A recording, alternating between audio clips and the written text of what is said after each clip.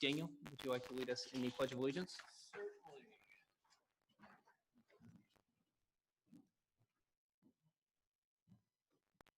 I pledge allegiance to the flag of the United States of America and to the republic for which it stands, one nation, under God, indivisible, with liberty and justice for all. Will you please remain standing for the invocation? Mr. Zeidevar? Wait, oh. Let us pray. O God, who knows all things, who knows our hearts and our situation and the plight of the world today, we thank you for the spot that we occupy and the blessings that we enjoy. We ask that you would guide these women and men who you have gifted during this time with authority and influence to make decisions on the betterment of Ripon, certainly, but also of the world as far as we can reach. We ask that if there are any barriers in our minds or in our hearts, in our assumptions, in our programs, or in our policies that treat one group of people different from another, that you would reveal them to us and give us the courage to change them. We ask for your blessing over this evening's proceedings, that all decisions made here would honor you. Amen. Amen. You may take your seat.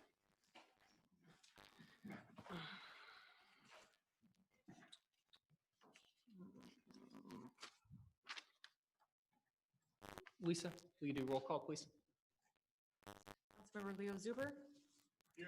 Mike Restuccia. Present. Dean Euchre. Here. Mayor Daniel DeGraff. Here. Mayor Jake Parks. Present. I will now open it up for the public discussion. This is concerning anything not on the agenda. So we will have, or you will have 5 minutes. There will be a little red light that starts to flash when you have 1 minute left. So please come up to the podium and state your full name and address. Thank you. Mayor Parks and Ripon City Council. My name is Dr. Sherry Coburn. I am the chairperson for the SOS Committee, which stands for Staff Our Station and Sustain Our Services for Ripon Consolidated Fire District. I'm not a member of the board, but I would like to formally request that the City of Ripon place a 1% sales tax measure on the November 2020 ballot, 50% of which will stay with the City of Ripon for general safety measures, and 50% which will go to the Ripon Consolidated Fire District. We've met individually with each city council member to share our immediate concerns about the incoming revenue to sustain ambulance services and staff Ripon Fire Station 3. Dr. Coburn, Yes. I'm so sorry. I'm the city attorney, as you know. This item is on the agenda for tonight, and the purpose of the public But it's discussion. a resolution for a tax, not a sales measure. Understood. The topic is on the agenda for tonight, so we usually take comment on items that are not on the subject matter agenda tonight. Okay, I'll be happy to read mine. Thank you very much. Thank you very much. Yeah. Apologize for the confusion. Yeah. Thank you very much, City Attorney. So does anybody have anything that is currently not on the agenda? All right, seeing that, we will go ahead and close the public discussion section for this meeting, and we will open it up to the consent calendar. Do you have anything that needs to be pulled? Oh, approval of the amendments first. Thank you very much. So do we have approval of the minutes? Okay, we have approval of the.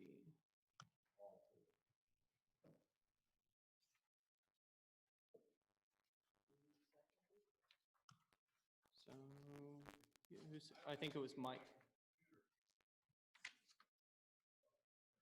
Yep.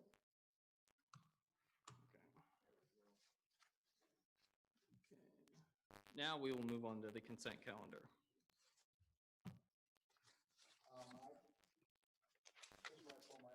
Yes. So I want to pull 1.3C, 1.3D, 1.3E, please. Okay. C, D, and E. Yep. D is in dog, E is in cat. Yeah. Councilman Zuber? 1.4F. Okay, hold on. 1.4. You would have had more, but some of mine, or mine. Okay, so 1.4F. Yes. Okay. Anything else? Only one item? I know. Oh, Mike stole his thunder. Okay. So do we have a motion to approve the consent calendar as amended? So moved. We have to approve the agenda as amended and the consent calendar, right? I'll move Okay. to approve the agenda as amended. Second. Okay, so we've got a mover and we've got a second, so. There we go. There it is.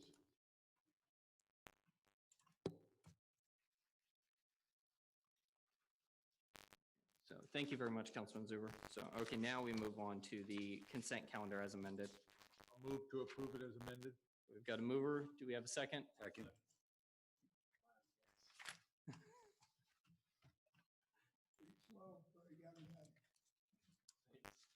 Okay, Councilmember Stusha. Okay, so let me see if my notes are here. Did you see my notes come through, Lisa?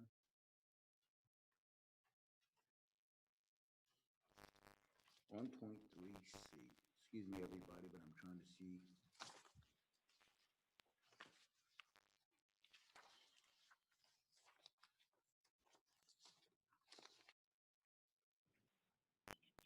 Let me just bring it up. I can't find my notes in my computer there. You're fine. 1.3C has to do with the resolutions of the 10 assessment districts. And I guess probably the same question that comes up time and time again. When I take a look at some of these assessment districts, there's an awful lot amount of fund balances. And I'm wondering if there's some CapEx that you've kind of calculated in there. I can't find, but for an example, when I take a look at some of these, there was a starting balance of 49,000. Then you go to revenue expenses, then the balance of 49,000. And I know we talked about reducing some of those fund balances, which would make sense to do unless there's some CapEx numbers you're anticipating that will come in, and we don't want to, reduce it and then put it back in.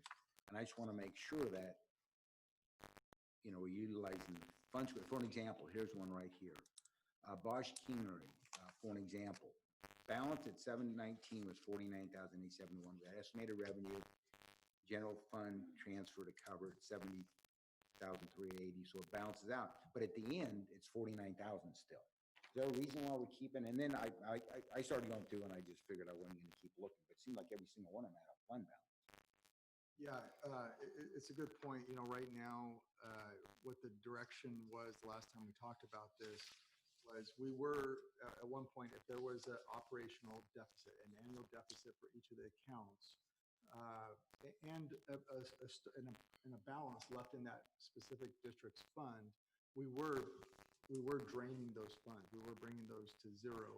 You bring up a good point that we didn't consider before, is how much should be left in there as far as capital. That's something we can take a look at. Well, the reason I'm asking is if you take a look at that specific one, so the revenue is a negative 7,000, the general fund balance is covering 7,000. Rather than transferring general fund money, why wouldn't we just let the ending, the balance go down to 42,000? That's what we're doing. That's what we're doing. But that's not what it shows. Yeah, so so I handed out a spreadsheet. Dan, if you don't mind putting this up This on one the here. screen. So that's what we actually do in the transfers at the end of the year. We only transfer the accounts that do not have the projected balance. So on that spreadsheet, you can see the ones that have zero balance. And if you go over and look at the revenue and expenses, those with the zero balance do show what the transfer amounts are. The ones with the balances that are in there, those balances are being used to fund those annual deficits. But the one thing I would note with that, so that comes up to a total of about $25,000 that would be transferred from other sources to cover the annual deficit of all those landscape districts that both have an annual operating deficit and do not have a balance available to cover it. The one thing I would note is there are 4 of the districts that we have, the way it was set up, there are increases associated with those. The city council has an ability to have annual increases to those assessments. So the Carolinas and the Cornerstone Development, those show 0% increases. Those are older districts. We did get enough of the ending balance in those to cover capital replacement. I'm sorry, that's where I thought your question was going. So Well, those, it is. we defined of how much needs to be in those accounts to cover any future capital replacement, like playground equipment or wall or something structural out there, replacing trees or plants. Sprinkler systems or whatever, so Yeah. you got like a project schedule. Yeah. Okay. So with those, we adjust, and we have the ability to adjust the assessment charge, the annual increase to make sure we're collecting enough money in those accounts. The two newest accounts that we have, the Vineyards and Alexandra, those similar, we're both set up to have increases. Those are both very new accounts.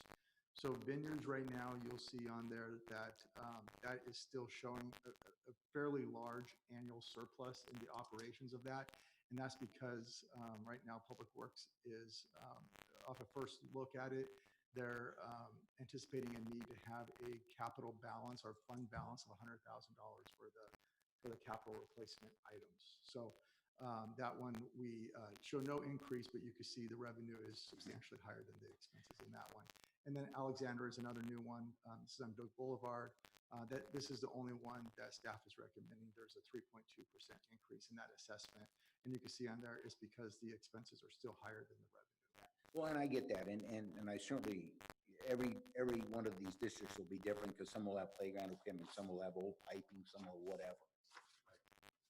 And, one of the things that the council can consider right now, we are driving those, or you would end up with all of these at some point with a zero balance, or, all of them except the 1, 2, 4 accounts, it would all end up zero balance.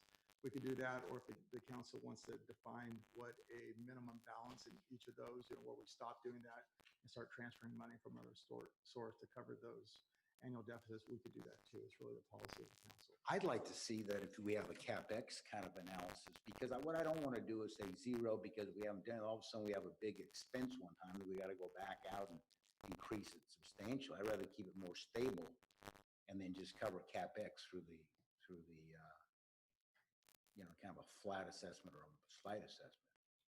In some of these with the annual deficits, they're always going to be that way because they're such old districts. Oh, yeah. And they didn't approve them with that assessment. So they're always going to be going down. It's just when at some point do you stop, when you start transferring money? You do it when it has a balance left in there, or you just let it go to zero and just know that the general fund will be covering that. Some of the older ones are probably the ones that need the CapEx more. Well, that's right. That's exactly right. But they're always going to be in a deficit situation, or at least for the long term. Okay. Okay, that's all I had on that one. My only comment about that is I would like to see some consistency in the report versus what's happening, because the reason I pulled it is it showed that any deficit we were making up in the report, regardless of what the balance was. And we had talked about it a couple of years ago and said, if there was a balance, why should we take general fund money and cover it when the account could? And I understand Mr. Restuccia's concern. I have the same one. But I think we need to be careful. We've got other things we could do with that general fund money than put it into an account that already has a balance big enough to cover it and still have room. So I'd just like to see all the reports doing the same thing. That's all. Yeah, the other thing that we talked about that we'll do is we'll add a summary table like this in a staff report in front of them all. So you don't have to go back and look through each of those engineering reports and kind of see for yourself. We'll do a staff report with a summary of everything. Okay. I started doing that, then I said there were too many. Yeah. Just made just one general And comment. you're right, we mistakenly showed it in there. The transfers we've been doing at the end of the year were in line with the council practice. But the engineer's report, that didn't carry through. It didn't look like that. Yeah. Okay. Thanks, Kevin. Welcome. Do we want to approve these one at a time, or? So, Let's yeah, let's do all. them all together. Do them all. So, Again, minor questions, not Yeah. any. so, all right, so 1.3. the next one? D is my next one. D. So the question I had there on the lighting district, total expenditures of 315, total revenue of 289.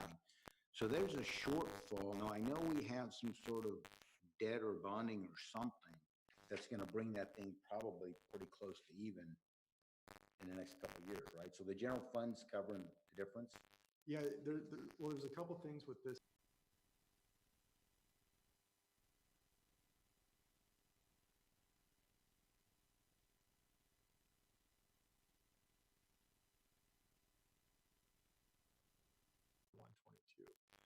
So that will help with that. The other thing that James is working with PG&E on is to fix the billing. We were overcharged for a number of years on different lights, and they're aware of it, they understand it, but trying to get the refunds sorted out. A lot of our lights have been converted to LED. In the billing system, they weren't immediately converted to LED, so there's some back charges there. So the plan of staff was to sort that out, figure out how negative the total balance really is in this one, and then report back to the city council with what that looks like, and talk about some options of how to fix that. Do you know, once that debt is gone, do you allow just the revenue from that to solve that problem, or do you transfer money from another source to bring that in?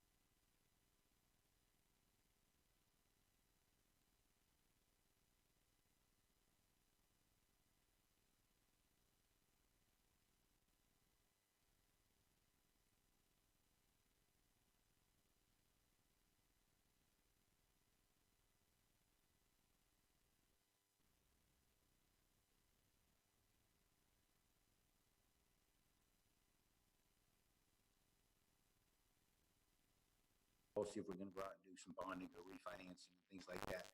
One of there's several things in here that are kind of, I guess, somewhat concerning to me, or need to be added or explained. And I'm just gonna go based on my A to my D or E or whatever it happens to be, because that's the order I wrote them down. Okay. There was a comment in here that we would allow long-term debt for short-term expenses. And I think for a policy to say that we're gonna borrow, you know, basically permanent working capital, and that's kind of dangerous even in a regular business, but for a public entity, I don't know if I like that. What I see is a long-term debt for projects, and where the duration of the debt is sort of comports with the duration or the life of the assets. I'm not sure. I thought that the question that was raised previously was whether we can use long-term financing for working capital, and the policy is sort of kind of the baseline. You can always, there's a section in the back, which is, I think, is very important to understand, and that is that you can always deviate from these policies upon the council's determination that that is the wise thing to do. And so I don't think this policy contemplates use of long-term debt for short-term working capital. It says long-term debt financing will not generally be considered appropriate for current operating expenses. I think Right. it should be. Right. Will not generally be considered appropriate, right? It's not appropriate. Well, we could do something inappropriate. I don't know. I just think when you put a policy together, it kind of leaves it pretty open. But anyway, so that's one of my comments. The other one the other item I didn't, again, I'm just bringing this up for people to discuss. The other thing I didn't see in there, maybe it's in there, I didn't see any sort of minimum debt coverage ratios. And I understand the bonding companies will require that, but I think we should have a policy. Are we comfortable having a, 1.25 coverage? Are we comfortable at 1.35? I think we should require that we have maybe 6 months worth of reserves, so we're gonna borrow less, but the reserves are there, and we have a higher coverage, debt coverage, because it's, I didn't see that in there. Now, if it's in there, I apologize. No, council member, you are correct that those parameters are not included in here. And if the council wishes to modify this to continue to add to it additional policies that are fiscally prudent, then this is sort of a living document, and so you are welcome to continue to modify it as you see fit. And the couple of items that you just discussed are very important things. Obviously, it only applies to certain revenue types of bonds where you can control the debt service coverage and so forth. And so the bonds that will be presented for approval a little later are successor agency tax allocation bonds, which are passive revenue source. You really don't get to control your revenue source. So it really isn't a mechanism within the document to generate certain coverage. But if and when you are contemplating revenue bonds, such as water revenue bonds, at that point, you may want to consider, modifying this debt policy to incorporate the types of safeguards that you're talking about. Well, the reason I bring it up, and we talk about it at the council quite a bit, is the fact that we put these things in place, and then, 3 generations down, councils get a hold of these things, and everybody interprets it the way they want to. And we're trying to put safeguards in place. Not that somebody can do something dumb, but somebody looks at the ball and says, oh, we can do it. Well, maybe that's not the right thing to do. Anyway, I'm just bringing that up. I think we need to consider safeguards now. The other question I have, and again, I apologize because I'm trying to figure out where they are in here, is it talked about if we don't save more than 3% of the debt service, here it is, D. So if we do a discounted or present value, the way I'm reading that, and maybe you can help me, is if our debt service is $1 million, we would have to save at least 3% or $30,000 in debt, in savings, otherwise we wouldn't pursue it, correct? Is that what that says? It's a little more nuanced than that. What this means is that if you were to take all of the remaining debt service on the refunding bonds and then you present value that back to the date of issuance, and when you compare that to your original bonds, that you would expect to see about at least a 3% net present value savings.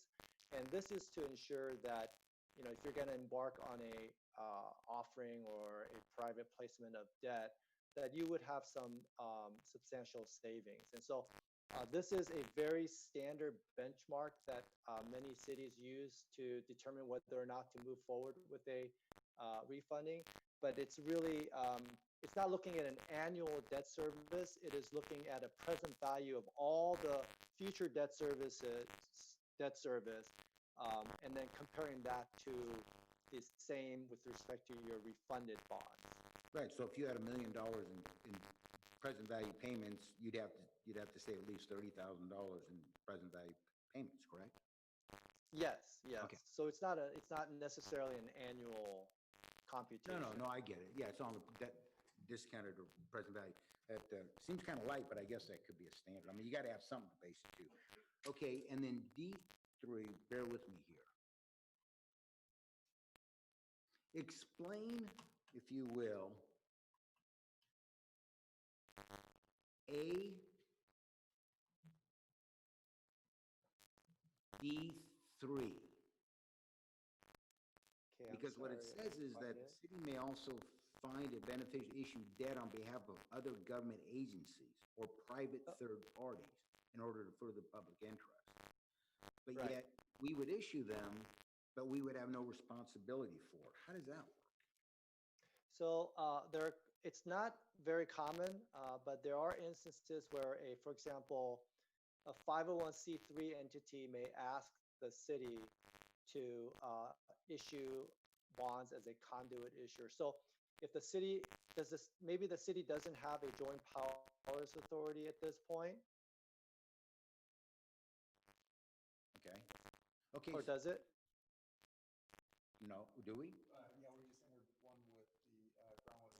Yes, we do. SSJID, yeah. Okay, so for example, so that JPA might be, or in the future, the city may establish its own JPA, and it may want to be able to act as a conduit issuer for example, a nonprofit corporation that wants to build a hospital in the region, or a neighboring city that doesn't have a JPA might want to ask the city's JPA to issue bonds.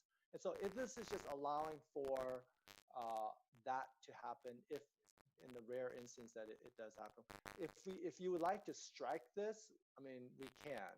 Well, I'll tell you, I don't like it because what it says here, in no event will the city incur any liability or assume responsibility for payment of debt service on such debt.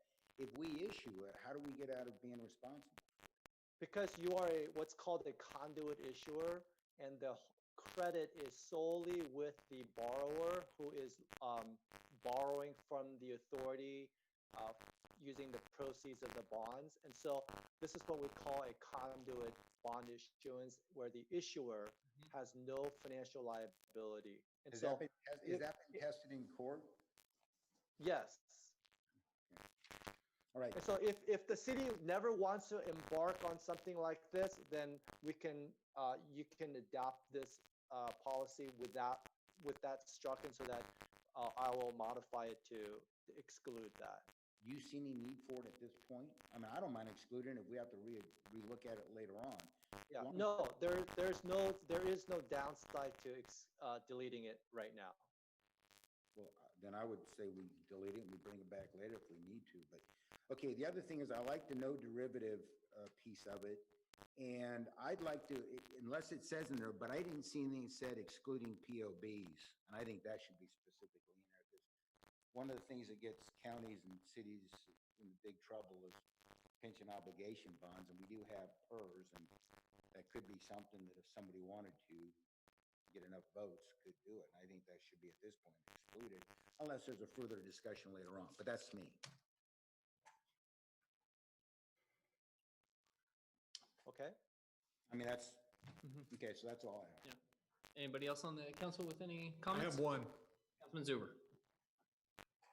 When I read the policy, my question is the one I think he referred to at the very beginning. My question was that this policy seemed to limit our ability to enter into debt to capital projects. The pension obligation bonds is the first thing that came into my mind. I'm not advocating that we do it, but that is borrowing that is not for a capital project. So my question initially was, does this policy say that the only thing we can borrow for is for capital projects? And what about something that legitimately could be borrowed for that's not a capital project? Right. So Somewhere- again, And I got your answer. So somewhere down at the bottom, there is a thing, and I think this is how I look at some of the things that Mr. Restuccia brought up. There's a statement that says, in effect, this policy can be changed any way we want to, as long as the council votes for it. My concern is that needs some structure put to it. The idea that a council with 3 out of 5 votes can borrow money for anything that they want, I have a problem with that. That there needs to be some structure in there. I don't know how tight, but that begins to draw some boundaries as to where we're going to go, so that there has to be an actual motion publicly by the council that says, we're going to borrow money for this oddball idea, whatever it is, that they have to do that publicly. And they have to change the policy, because when we adopted it, we said, no, we don't think that they ought to do that. Like I said, I don't want a list of 14 things, but I think that that section could be structured to write out certain types of borrowing that we don't really want this thing used for. Does that make sense?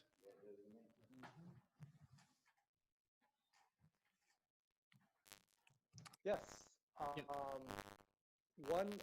One option would be where it says upon a majority vote of the city council. I mean, obviously that implies there will be a roll call vote. But maybe one option would be to make it, 4/5 requirement. Yeah, that's fine, but Mike came up with a couple of examples of things that he was concerned about. And I would like to see this section structured such that some of those things, it takes that 4/5 vote before you can even talk about it, that the council has to say, yeah, we're willing to look at it, rather than the vote is simply to approve something. I'd like to see it be a two-step process rather than a one-step process. You'll also need to require that it be a 4/5 vote to change the policy. Otherwise, you'll get a That's right. three votes, change the policy, get rid of the 4/5 vote, and they can do it anyway. So Yeah. it would have to be twofold. Yeah. I agree. But the thing that makes sense about that is that you want to, maybe it's the right thing to do, but you kind of want to make it difficult to make sure there's a discussion about it. And that everybody knows exactly what they're getting into, and the public has an opportunity to say, I don't want you to leverage my city, or something like that. Doesn't mean it's not going to be done, but I have no problem with that. So then is our directive back to staff to relook at putting some more teeth behind it and some more structure, as Councilman Zuber says? So using some of the examples that Councilmember Stu cited Bring it back and bring it back for Is this gonna further mess up your review. Financing things? Is Marshall on the line right now? Marshall, do you need this tonight, or can this hold off until July where we could incorporate the comments we heard from the council tonight and bring that back? Or Danny? Marshall, you're on mute. Yeah, I was going to say, take yourself off mute. No, we can bring this back in July. Okay, All right. okay, I feel Thanks, more Danny. comfortable with that. I would Okay. too. okay. So I we are, think that was a good start. I do, but there were some shortfalls. okay, so then we are going to go ahead and pull item 1.3E. Right. Okay. No action. Okay, so pull no action. Okay, cool.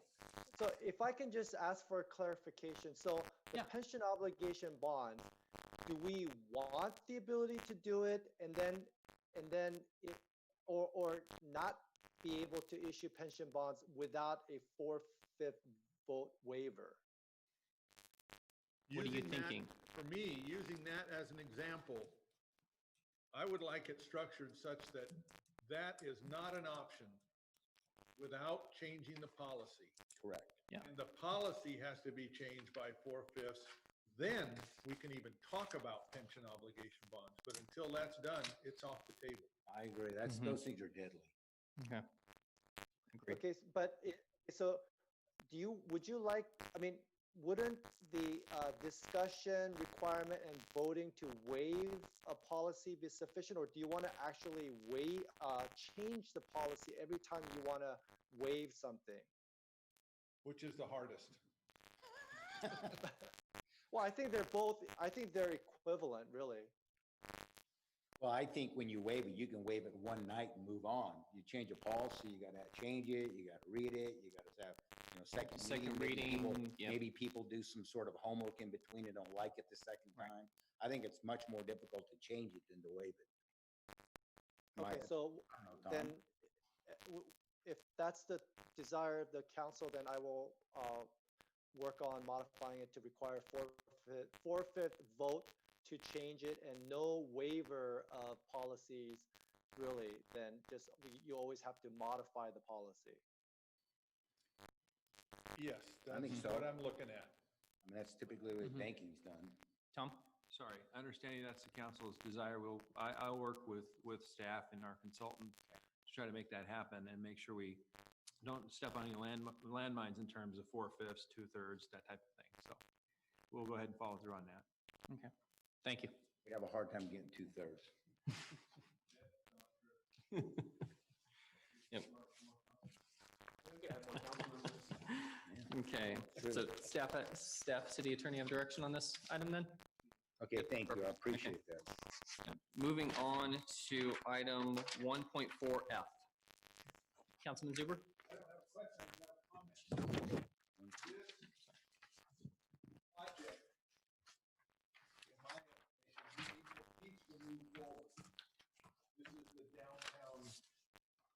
Traffic thing, because the reason we started this is because there is going to be significant money available through the COG.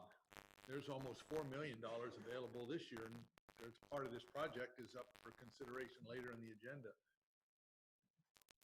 And so that money is perfect for getting this downtown redone. And so I just, GHD needs to put their foot on the gas, because we need to have this thing. If we don't have it, we're passing on the ability to apply for those grants. And my idea initially was get this thing in place so that we've got a list of projects ready to submit. Yeah, GHD has finished, actually just, I think probably a week or 2 weeks ago, they had finished all their drawings. So now that we're able to open up again, we were going to schedule a workshop with the downtown, with the chamber and the downtown folks to discuss it in the very near future. All right. Is that it? All right. Any more? That's it. Does anybody else on the council have any comments on this item? All right, seeing that, if everybody is in favor, we will take items 1.3D, or sorry, 1.3C, 1.3D, and 1.4F altogether. Second, and we're excluding the other one. Yeah, we're excluding that one because we've already pulled it. Yep. I'm waiting for the little button to light up. But you're the one that controls it. Yep, I am. No, it's not lighting up yet. Oh, there we go. Okay. Seeing that. Okay, moving on to resolutions. 2A, this resolution supports the Ripon Consolidation Fire District's undertaking a lawful and transparent process to increase the operating revenue for long-term fiscal viability. I understand we have somebody in the audience who would like to make a comment on this issue. Okay. Mr. Mayor, if I could, just Yes, very yes. briefly. Wait, 1 second, Chair. Yes. Yeah, City I Attorney? know you want to allow public comment Yeah. as a group, and maybe we could just introduce the resolution into the record and ask council if they have any questions of staff pertaining to it. I do have some comments for the end of the proceedings tonight, but if you have any questions or clarifications on the policy, on the ordinance now, sorry, on the resolution now, we'd be happy to take those up first and then hear from Dr. Coburn and the rest of the public. Okay, perfect. So you're saying introduce it, council comments, public discussion, and then back to the council. Correct, exactly. Okay, perfect. Let's go ahead and do it that way. So then, all right, so.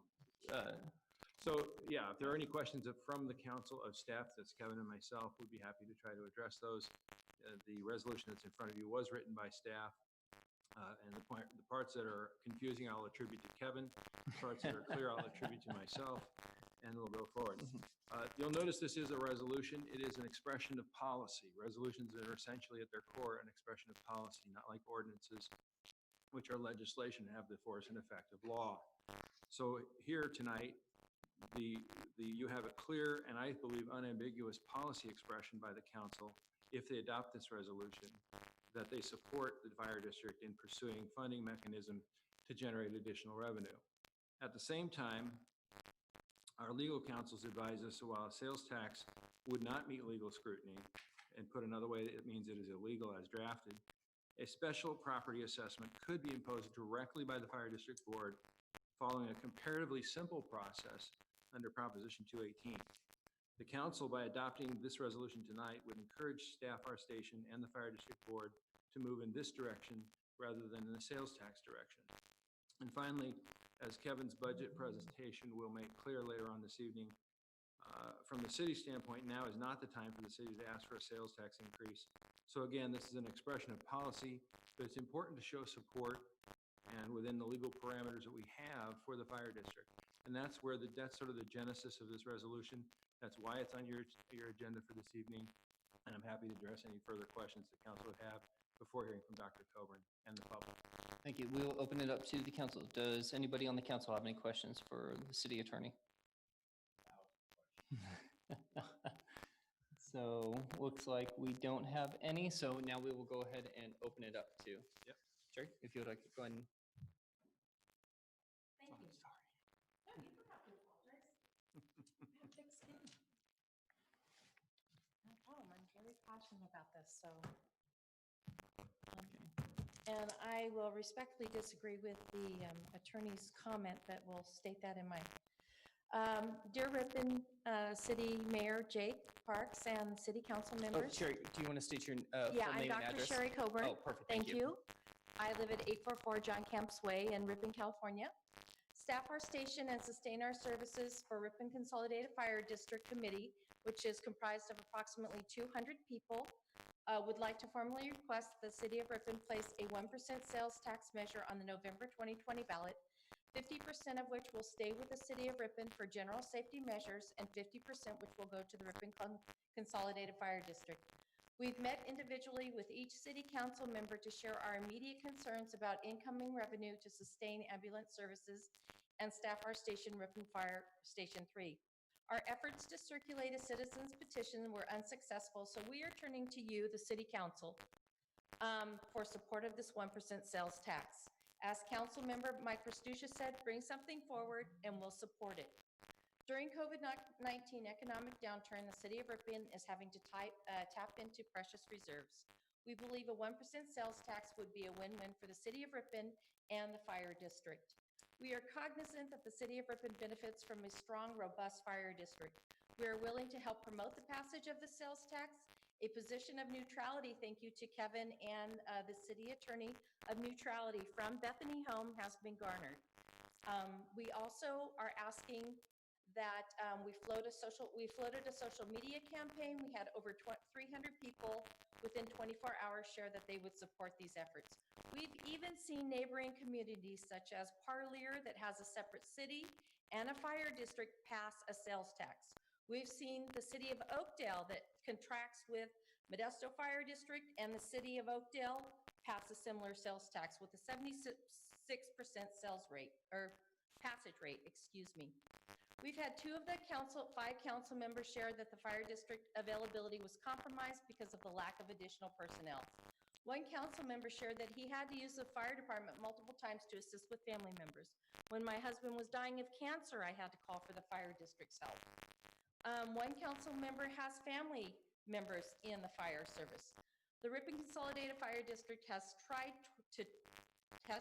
twice to pass parcel measures in assessment and has failed unsuccessfully. We are asking that in our community surveys, in talking with people and holding a town hall meeting, parcel taxes were not favored. People viewed a 1% sales tax as an equitable approach in solving the fire district's funding issues, especially given the fact that most of the tax revenue is from outside people visiting Ripon. People do not question the sales tax rate of the city when stopping off for gasoline. It is a 1% measure that has been employed up and down the Highway 99 and I-5 corridors. The SOS committee is asking for your support to vote yes on a 1% sales tax measure for the City of Ripon, for safety, and for the City of Consolidated Fire District. For the November ballot, we ask that you place your values of our fire district to action by supporting a 1% sales tax. The Ripon Consolidated Firefighters have always been there for us. We need to be there for them. And I will just share that calls for fire service have increased 34%. We recognize that in talking to people about the fire district, they strongly support the fire district. We have shared 10 years of budgeting for the fire district, and we know that the revenues are insufficient. We know that if we try to do a parcel assessment again, third time is not going to be a charm. We've gone down that road twice. We need a solution that citizens agree with. We need a solution that's going to be a win-win for the city and for the fire district, and something that citizens will support. And I believe firmly that citizens will support a 1% sales tax. Thank you for your time. Thank you very much. You made a comment about you did a survey but couldn't get enough. No, we have a website called SOS, and then we were at the Almond Blossom Festival, and we asked people, do you support the fire district. Would you support a 1% sales tax? And at our town hall meeting, there weren't a lot of people, but the majority of responses were surveys, said that they would support a sales tax. Okay, I thought you said earlier there was something they didn't support. Maybe you said they It didn't. was that the parcel tax. All So right. when we asked people at the Almond Blossom Festival that we were out, we handed out flyers we had Assembly Member Heath Flora there at the town hall meeting. We asked them, would you support a sales tax or would you support a parcel tax? Overwhelmingly, they said a sales tax. Thanks. Councilman Euchre? You made a comment when you first started about that you disagreed with the council. Can you substantiate that in any way? I mean, I think I'm the same as everybody on this council. We highly do support the fire department, but what we're being told by our council, which is, his job to do, to advise us of what's right and what's wrong. Can you substantiate that comment? Yes, that there are cities up and down Highway 99. Parlier is a prime example. They are a city of Parlier, but they have a fire district. And they passed, just in this past election, passed a measure that increased a 1% sales tax that went to their fire department. So I don't know why we can't, as a city, do the same thing. Oakdale, it's the city of Oakdale. They contract with Modesto Fire Department. They passed a 1% sales tax, and they are able to sustain revenue to support that fire district. On the other hand, Oakdale rural area is a different area. They tried passing a parcel tax, and it failed miserably. My son is a Modesto firefighter. They went out and pounded the pavement to get a city sales tax to support their fire station. It's a crime if our fire department cannot adequately provide ambulance services to our community and to staffing our station. This city council has got to support our fire department. Doing another parcel assessment is not going to be fruitful. We've already heard from people, it's failed twice. Chair, can I ask you another quick question? Sure. Do they say why they don't, again, I just don't know. Again, I'm with Sure. you. We're listening to council. Mhm. Trying to do what we can legally. Sure. Lathrop did something and there was a big. And that was another one. Well, I know they did it, but then there was something that happened. I don't know what it is. I need to get some more information on that. But did they say why they wouldn't support a parcel versus they would support a sales? I mean, do we know what? Yeah, when I did talk to people, they said because a large majority, first of all, it doesn't tax groceries, so people were happy to hear that. Bethany Home is neutral on a sales tax. The other piece is that they felt like there was a lot of people from outside the community that could help fund the 1% sales tax. Yes, you're right. Lathrop Manteca Fire District did that as well. City of Lathrop supported a 1% sales tax. Yes, there was an MOU and they worked it out just fine. I spent an hour and a half with Gene Neely, the fire department fire chief, talking about that. Even people that are firefighters in our community that work in other areas have said it was the way we went about it last time, our lessons learned. We need an equitable 1% sales tax. You think it would pass? I do. I absolutely do. And here's the thing. I know, and I respect Kevin. We've spent a lot of conversations, and I'm going to focus on this issue. That just the feedback that we got when we tried to float our petition, within 24 hours, we had 300 signatures, which is what the city clerk would have needed to substantiate the amount of signatures needed to put a sales tax on. State Board of Equalization will not honor a citizen's initiative for a sales tax. He's absolutely right. That was incorrect. I got bad advice. I know I've said for 20 years, let the voters always decide everything, but we have a group of over 200 people that are willing to pound the pavement and push this through. It's a win-win for the city. It's a win-win. Vice Mayor DeGraff? Yeah, I mean, more of a question for Tom, and I don't think you're not going to find a single person up here that says they don't support the fire department and what they're trying to do.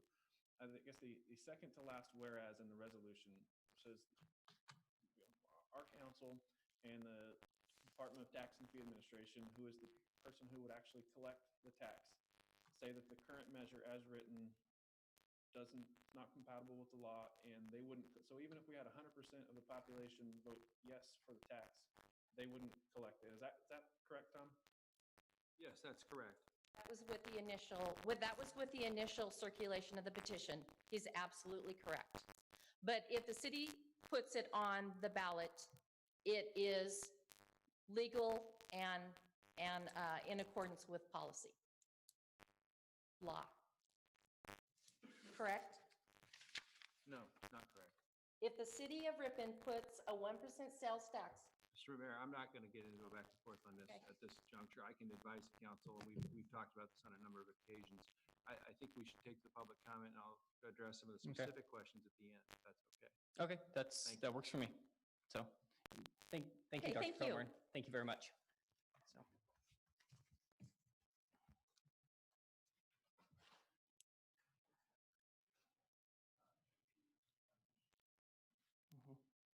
Okay. No other, Yep, so then it's, no other comments on the? yeah, or is there any further comments on this item? Oh, yeah.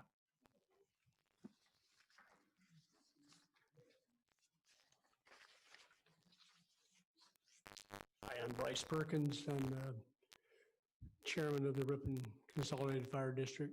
I did read Tom's or the resolution produced by the city. I was unclear on Tom's preamble, why he presented that to you ahead of time, but it'll maybe become clearer to me as I go along. What I did note in the resolution, and I want to just point out that it tends to drift towards that this is an RCFD effort. It is an organic effort by citizens of this community, Sherry being the main catalyst of this.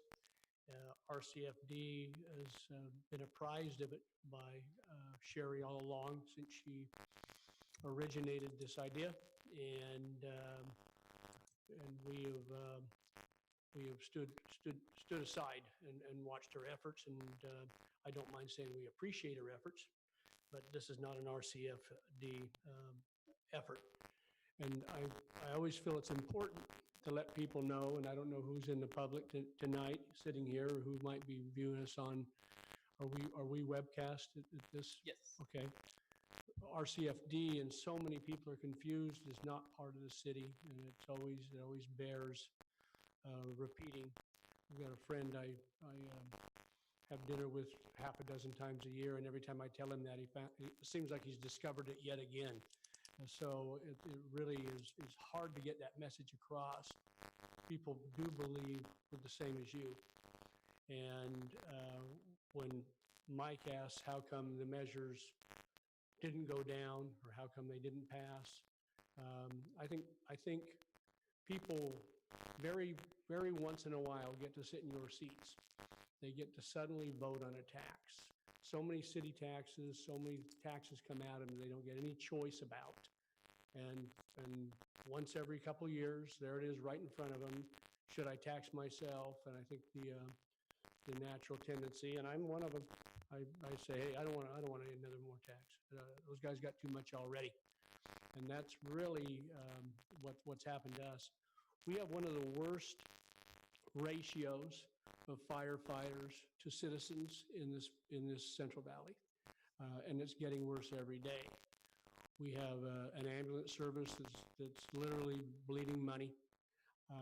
The reality is that this fire department, in order to move forward to Staff Station 3, needs more money. I believe another assessment on property is going to be dead on arrival. We don't need to be banging our head on the wall the third time. I believe that the Lathrop equation, and they had to close stations before that public woke up. We can't close a station. We've only got one. But what we can close is the ambulance service. and that's where we bleed the most. And I think this city wants to keep their ambulance service, but if we can't find the money, that's going to be the first thing that's going to go. And I'll mention to you, I'm also on Escalon's ambulance board. Ambulance services throughout this area are losing money dramatically because of payer mixes, because of Obamacare, because of Medicare, because of Medicaid. I spoke at Sherry's meeting recently, and I said that it pays better to haul a load of grape steaks from here to Sanger than it pays to haul a heart patient from here to Modesto. It's got problems that are systemic, and if we don't fix them with more funding, we are going to have to seriously look at our ambulance service and find out who else can take it over. And I would hate to see that happen in this community, but it's a reality. Going forward, I believe a sales tax is the best measure. I believe that the Lathrop pulled it off. They worked it out with their city council. There was an MOU post-election that allowed for a reasonable amount of public safety money to flow to the fire department to reopen those stations. This is not an RCFD effort. It is an organic effort, but RCFD is appreciative of it. Thanks. Thank you very much, Mr. Perkins. Anybody else in the public would like to comment on this item? Seeing none, we will go ahead and close the public discussion for this item, and we'll turn it back over to council. Or, Tom, did you want to have a comment on this? Yeah, I suppose the only comment I would make is we have procured the opinion of the attorney who is the statewide expert on this subject matter. And he's given us an unequivocal, unambiguous opinion that this tax measure is poorly conceived and illegal and could not be collected by the state, so that even if it was successful, no revenue could go to the fire district from it. We don't do that joyfully. We're not happy about that. It is the law. We're duty-bound to follow the law. And this council cannot vote and should not vote to put a clearly illegal measure on the ballot. Thereby, you're defrauding the voters. You're giving the voters an idea that they can vote on something and have it pass when, in fact, it can't pass. So, I've been doing this here for quite a while, and I recognize there's times when my opinion alone doesn't carry the day and shouldn't carry the day. And then you get an expert. And we used to define an expert as anybody who does the same thing I do but lives 50 miles from here, or at least 50 miles from here. And in the case of the city's legal counsel, special counsel that we retained just for this purpose, there are several reasons, substantively and procedurally, why this measure could not be adopted by the voters and could not be successfully implemented. We have to listen to that. We hear other communities have done this. There are different set of circumstances, different interrelationships.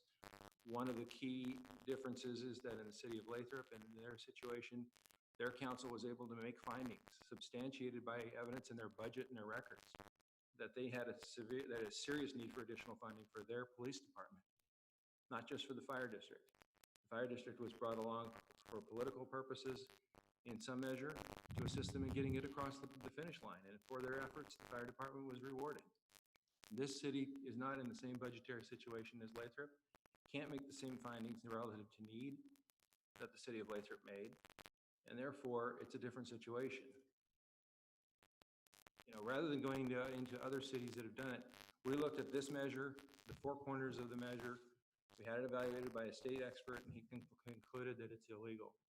Not only that, the state won't collect it even if it could be collected. The state won't disperse the money. Now, we've heard that a parcel tax has failed twice. What we've tried to work with the staff, or with staff our station, and with fire district representatives in a 2x2 meeting, is that there's a third way. There's another way that hasn't been tried yet. And that's a special assessment.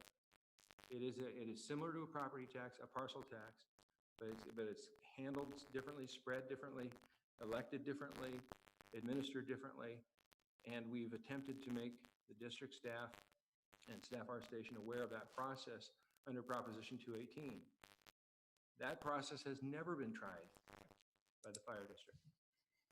And it should be tried because it's the most direct method of taxation that's available to them. They lack the authority under state law to render and to levy a transient use tax, also known as a sales tax. But they can propose a special assessment with an engineer's report, an engineer's spread of the assessment, and a pattern and practice for how those funds will be administered. That can happen under Proposition 218, and it has never been tried. And from our standpoint, certainly talking at a staff level and wanting to assist the fire district as much as we can within legal parameters, we think that is a method that should be tried. Councilman Euchre? Explain how that money is collected. Is that a tax? It would be collected in the same way that all assessments are collected and taxes are collected under 218. There's a lot of similarities, but there are some differences in how a parcel tax works.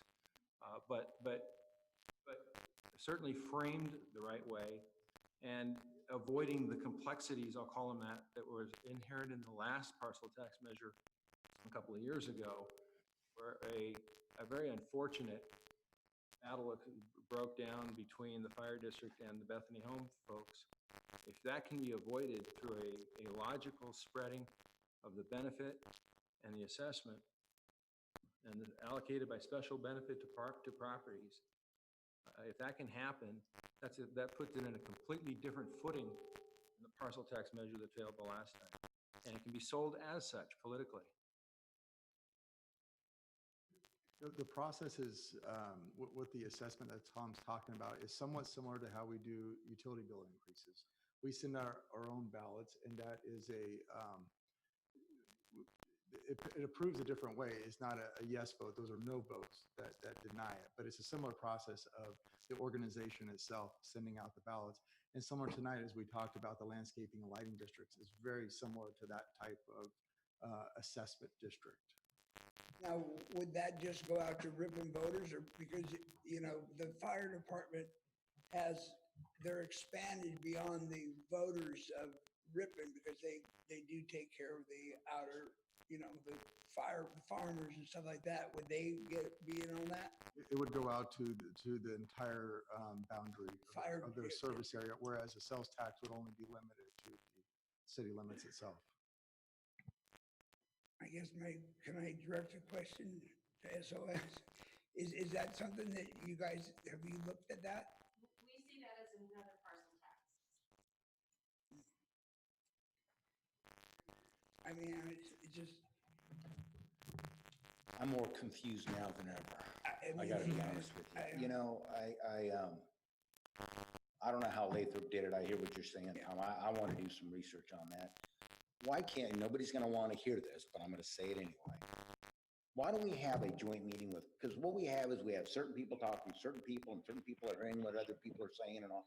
Why don't we have 5 council members with 5 board members of the fire, have an open public meeting so anybody can show up, so we can have input, have attorneys talk to us, have consultants, whatever, just so we all hear the same thing. We can make a decision based on that, because I'm hearing so many different, I don't even know it. I'm sick to my stomach. It gives me anxiety because I know everybody on this council really, really is supporting the fire department, and we know you need the money, but then on the other end, we have to listen to Tom, but I trust everybody that's talking, and I'm so divided of doing the right thing or not doing the wrong thing and wasting our time. And I think that's a good suggestion if we can get somewhere with it, you know what I mean? And that is, but I guess my question on that also would be, that doesn't have to be done at the election time. We can pick and choose our own date and time and place, right? It could be that's all it will be on the ballot is that. No, the assessment is actually a ballot that's yeah, specifically sent out, and you could choose the timing of when that would go out to the voters. So I think there's some confusion. So Kevin, you're talking about the 218 process, Yes. correct? Right. So Yeah. Dean, are you talking about Yeah, that yeah, process? that's what I Okay, meant, okay, yeah. okay. Just want to make sure. I mean, I'm just trying to do something that we can make everybody happy. Yeah, I mean, I'm gonna tell you flat out, my life's been saved twice by the fire department. And if we lose our ambulance, we're in trouble. And I mean, I'm aware of that. I know quite a few firemen, and obviously I know the fire chief. And it's very important. At least it is to me. So. Vice Mayor DeGraff? Yeah, I guess the only thing I would add, I mean, reiterate it 1,000 times over. I think we all support the fire department and what they do. Professionally, as an engineer, I do Prop 218s quite regularly, and I think I just have to disagree with you on whether or not it would pass. I think if we went through the procedure, did the work and to try and give to the public for them to distinguish between a sales tax and a parcel tax, if we took the time and effort to put into a Prop 218 and go through the proper procedure and explain to them clearly the needs of the fire district to be able to staff it properly as we're suggesting and why it's needed, I don't see how a Prop 218 fails. I think there was some issues under the last parcel tax, particularly with Bethany Home, that had that not happened, I think it would have passed. And I think if we could go back to the voters and explain to them that we've addressed the issues, get Bethany Home to support it, I don't think you'd have any problem passing a Prop 218. And that's also the proper way for special districts to do assessments. You're asking the city to go against our legal counsel, our special legal counsel, and the state's legal representatives who tell us they won't collect the tax as is. So it's a very difficult position you're trying to put the city into to do something that we know at the end of the day is not legal.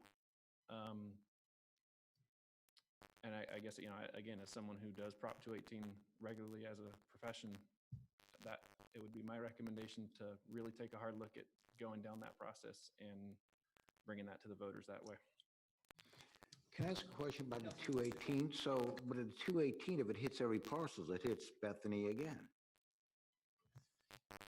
Yeah, and the purpose of the engineer's report, which is the requirement for it, you go through and identify, I mean, it can be as simple as saying every parcel is going to pay the same because they all receive the same benefit, or you go through and identify parcel by parcel which ones pay how much based on, and in this case, it'd be ambulance service and fire service and whatnot. So there's a breakdown, and there's a lot of leeway.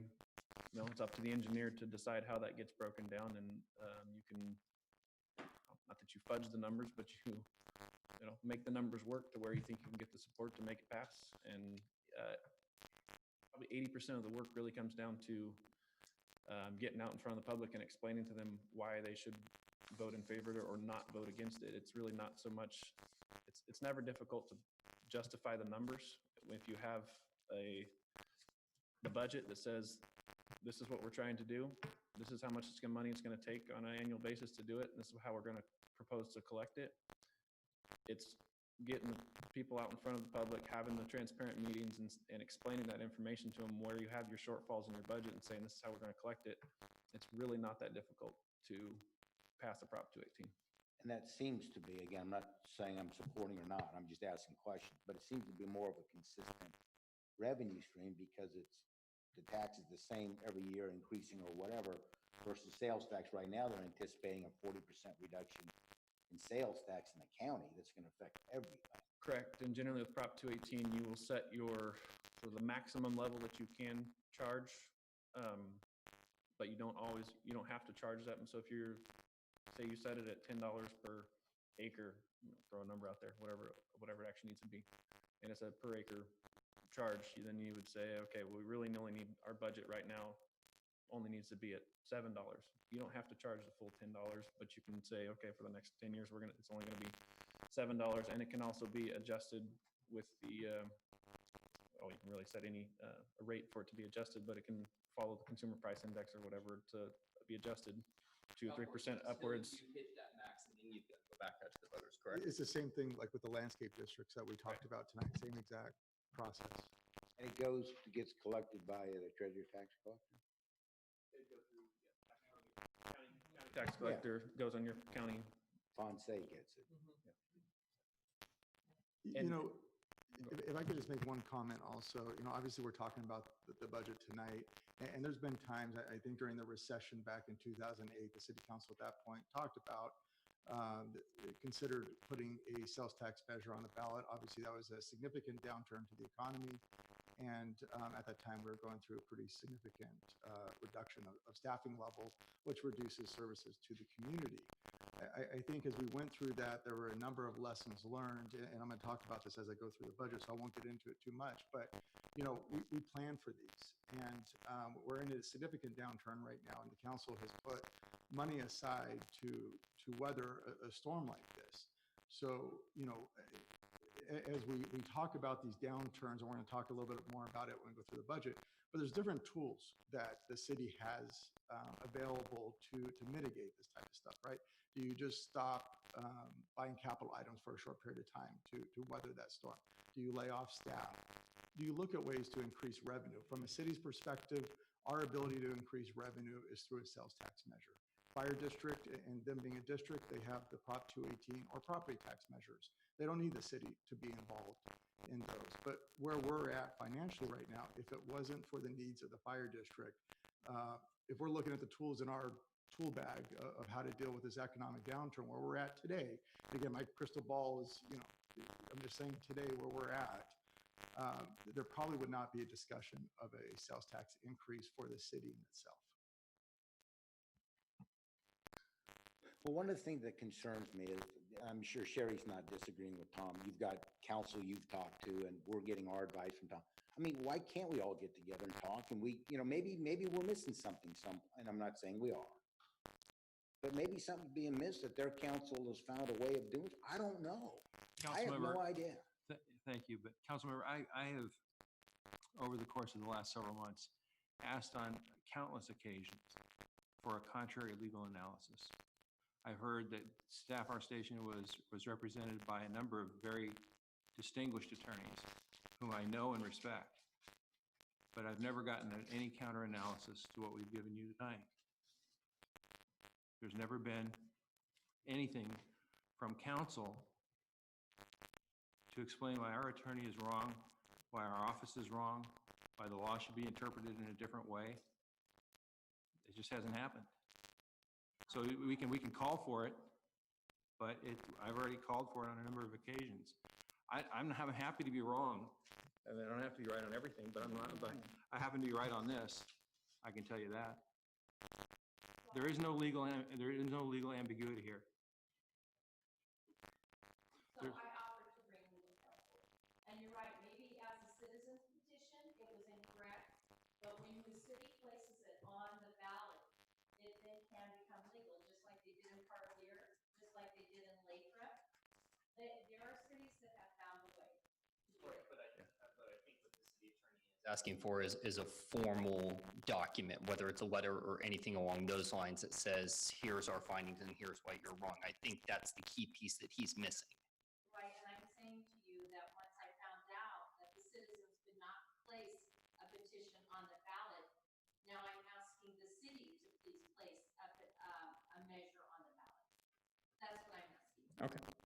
And then again, not to get into a back and forth with the audience, but just for purposes of clarification, we understood what the measure was and what it wasn't. We understood the distinction between the distinction she's drawing here tonight. It makes no difference. It's called a distinction without a difference. It makes no difference in the final legal analysis whatsoever. Final analysis is the fire district is a special district. Sales tax is not one of its available funding sources.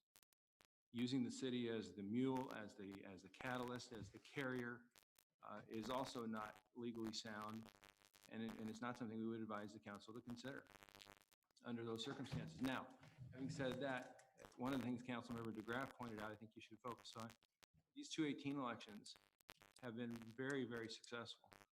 I'd hesitate to guess at the percentage, but from talking with our expert on this, the vast majority of those 218 measures do pass and do provide a reliable and consistent funding source for that special district.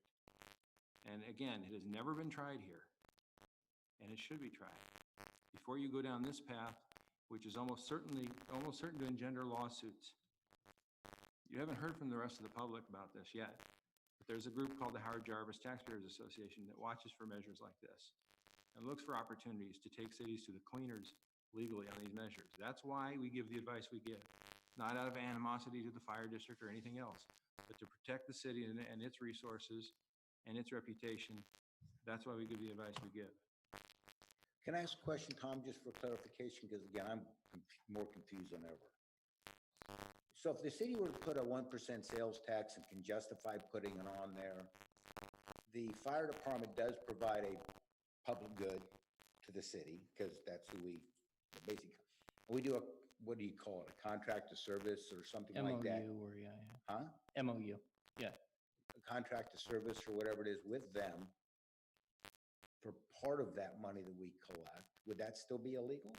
If we decided, we understand that a third party, let's call them a third party, that we do depend on, we recognize we need to pay them more. And again, I'm just talking, I have no idea. We recognize we need to give them more money for the service they provide us. So we're gonna do a sales tax, and part of it's gonna go to the police department, part of it's gonna go to some roads and streets, and part of it's gonna go to our third party provider. If we can make those findings. First of all, you need to make a finding that there's a funding need that the city has, and its staff has articulated there is not at this point such a need. That makes it very hard to pass a measure like this when you're saying that it's based on need that can't be substantiated. But having said that, the advice we've gotten is that the city does not have the authority to fund purposes other than its own purposes, and therefore funding the services of an outside agency would be illegal.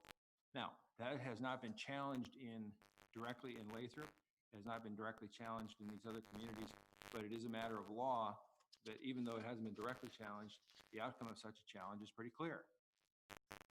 But what if, for an example, we're having to discuss what I'm saying, I'm not sure we shouldn't just have a special meeting and talk about it rather than taking a whole council meeting, but what if we were to say, they say, hey, we gotta cancel our ambulance. Well, we as a council say, well, we don't want our citizens not to have an ambulance, they need one. Therefore, we do see it as a need for our residents. So we contract with them to provide ambulance. I'm just asking, I have no idea. You can contract with the fire district for any number of services, and you have in the past. Over the time I've been here, you've contracted with them for hazmat services, right?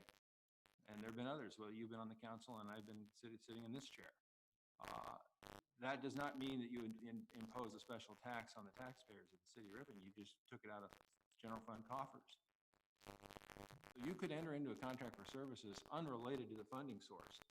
Funding source is this proposed tax measure, which I'm telling you is illegal. Okay, the source of the use of the funds, you could enter into a contract with the fire district for any number of them. So provided again, you can justify those expenditures as being not part of what the city would ordinarily provide. So if the fire department were to say, again, I'm just asking questions, just so I'm saying, so if the fire department says, well, 90% of our calls are to people in Ripon, not out in the county, let's say, for an example, I don't know what that number is. And they decide that they don't have enough revenue to keep the fire or the ambulance going. And they contract, say, look, we'll keep it going, but you're gonna have to pay your 90% of whatever it costs to keep that going. And we go, we don't have general fund money to do it. We'd have to go out somehow generate enough revenue to do that. In that case, would that be an illegal tax? Let me back up. I'm going to have you repeat that if you don't mind, because you lost me halfway through. So let's say, for an example, I'm going to throw some numbers because it makes more sense. So it costs $1 million to have an ambulance. I have no idea what it costs. And they can show that 90% of the ambulance calls are to the city of Ripon. Okay, so $900,000 of that ambulance cost is in fact the city of Ripon residents that we're responsible for. And they say, doing away with our fire, our ambulance, because we just can't afford it. We're going away. And we go, we don't want it to go away. We say, let's do a contract with services with you for $900,000. I mean, we need to have our ambulance, and that's our cost. I don't think it's that much, but let's assume we decide that. So we say, well, we don't have general fund money to do that. So do we not get the ambulance, or do we try to get some sort of tax, whether it be a sales tax, whatever, It would have to be now a- justify us providing the services to our residents via a third party? You'd have to do that as a special tax and all, and almost certainly, which we haven't even touched on tonight. But this is Okay. almost certainly a special tax and would require a 2/3 vote to pass. So you'd have to go through that process. I guess I want to answer your question with a question. What you've heard tonight is that the Proposition 218 procedure has never been attempted. You've heard from myself and one of your own that the 218 process is highly successful in other communities. It is a very reliable source of revenue. You're also, if the question had been asked, I would tell you that the prospects of getting this measure on the November ballot, given the timeframes involved, are almost impossible, if not outright impossible. So what would be the harm in this council adopting the resolution as drafted, calling for a 218 process to be explored and attempted, and then if it's unsuccessful, coming back and looking at it, the issue of a special tax, going through an MOU process like other agencies have tried? What would be the harm in attempting what is clearly a legal method before venturing down the pathway with a measure that is clearly illegal? Okay, well, And couldn't be done before November anyway. one last question. I think, again, it's providing services for the city of Ripon plus county. Can we use some city resources to help in that, whether it be a consultant to help us put them together, this group of 218, whatever you're talking about, or? So you're talking about entering into a contract with the district without a funding source, without a special tax, without a tax? No, if they do, let's say a 218, that costs money to do. A 218 process, the engineer's report and the summary and the election proceedings, so relatively inexpensive. Relatively, when you're talking about the cost as opposed to a special election, going through the elections office, the 218 process is very local, and that's really how it's been described by a lot of the commentators. The genius of Proposition 218, if for all of its problems that have been experienced, the genius is that it is a local taxation method. And those are the kind that are usually the most responsive to those who pay those taxes. You said it was like $40,000 or $70,000 or something like that, and I'm saying that if 90% of it's for the benefit of Ripon residents, can we be involved financially to help out with it? Or is that a I'm gift? sorry, you're asking, can the city Right. council pledge funds? Now, let's assume help with we the can't put a 218 sales process? tax on there and we decide, let's try the 218. Everybody says, let's try it because sales tax isn't going on and it doesn't make it to the ballot anyway. It's way too late. But we need to do something. I hear what you're saying. And we be involved financially. It's not a gift of public funds because we're helping provide a service to get money that's going to provide services to the city of Ripon.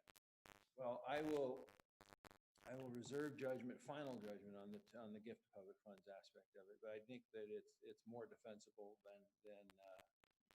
likely more defensible than not, if it's voter education and that type of thing. So I think there could be an avenue there for some encouragement and assistance in the processing and certainly the cost of the engineer's report, which is usually the largest portion of this in terms of how the benefit is spread. So again, I think the choice is between a lawful, reliable, stable funding source under 218 or an unreliable, illegal funding source under the special tax. Let me say, the concern I have is that they provide the services to the city residents, which you're responsible to make sure they get services. I think, again, if sales tax is illegal, I get it, okay, let's assume it is. I still think somehow we need to help if we can, because we're helping our residents. We're not helping the fire district, we're not helping the sheriff, we're helping our residents. Anybody else on the council have any comments? I mean, I could probably go on forever, I'm I know sorry. you can. You got the gift of gab, my friend. Well, no, I got a lot of questions. I mean, So, Like, so, what do you think about what that little discussion there. But I think what we have to really realize is our hands are kind of tied. But it's pretty obvious that we support what you guys really want to do. So, I mean, and financially, hopefully, we should be able to do that.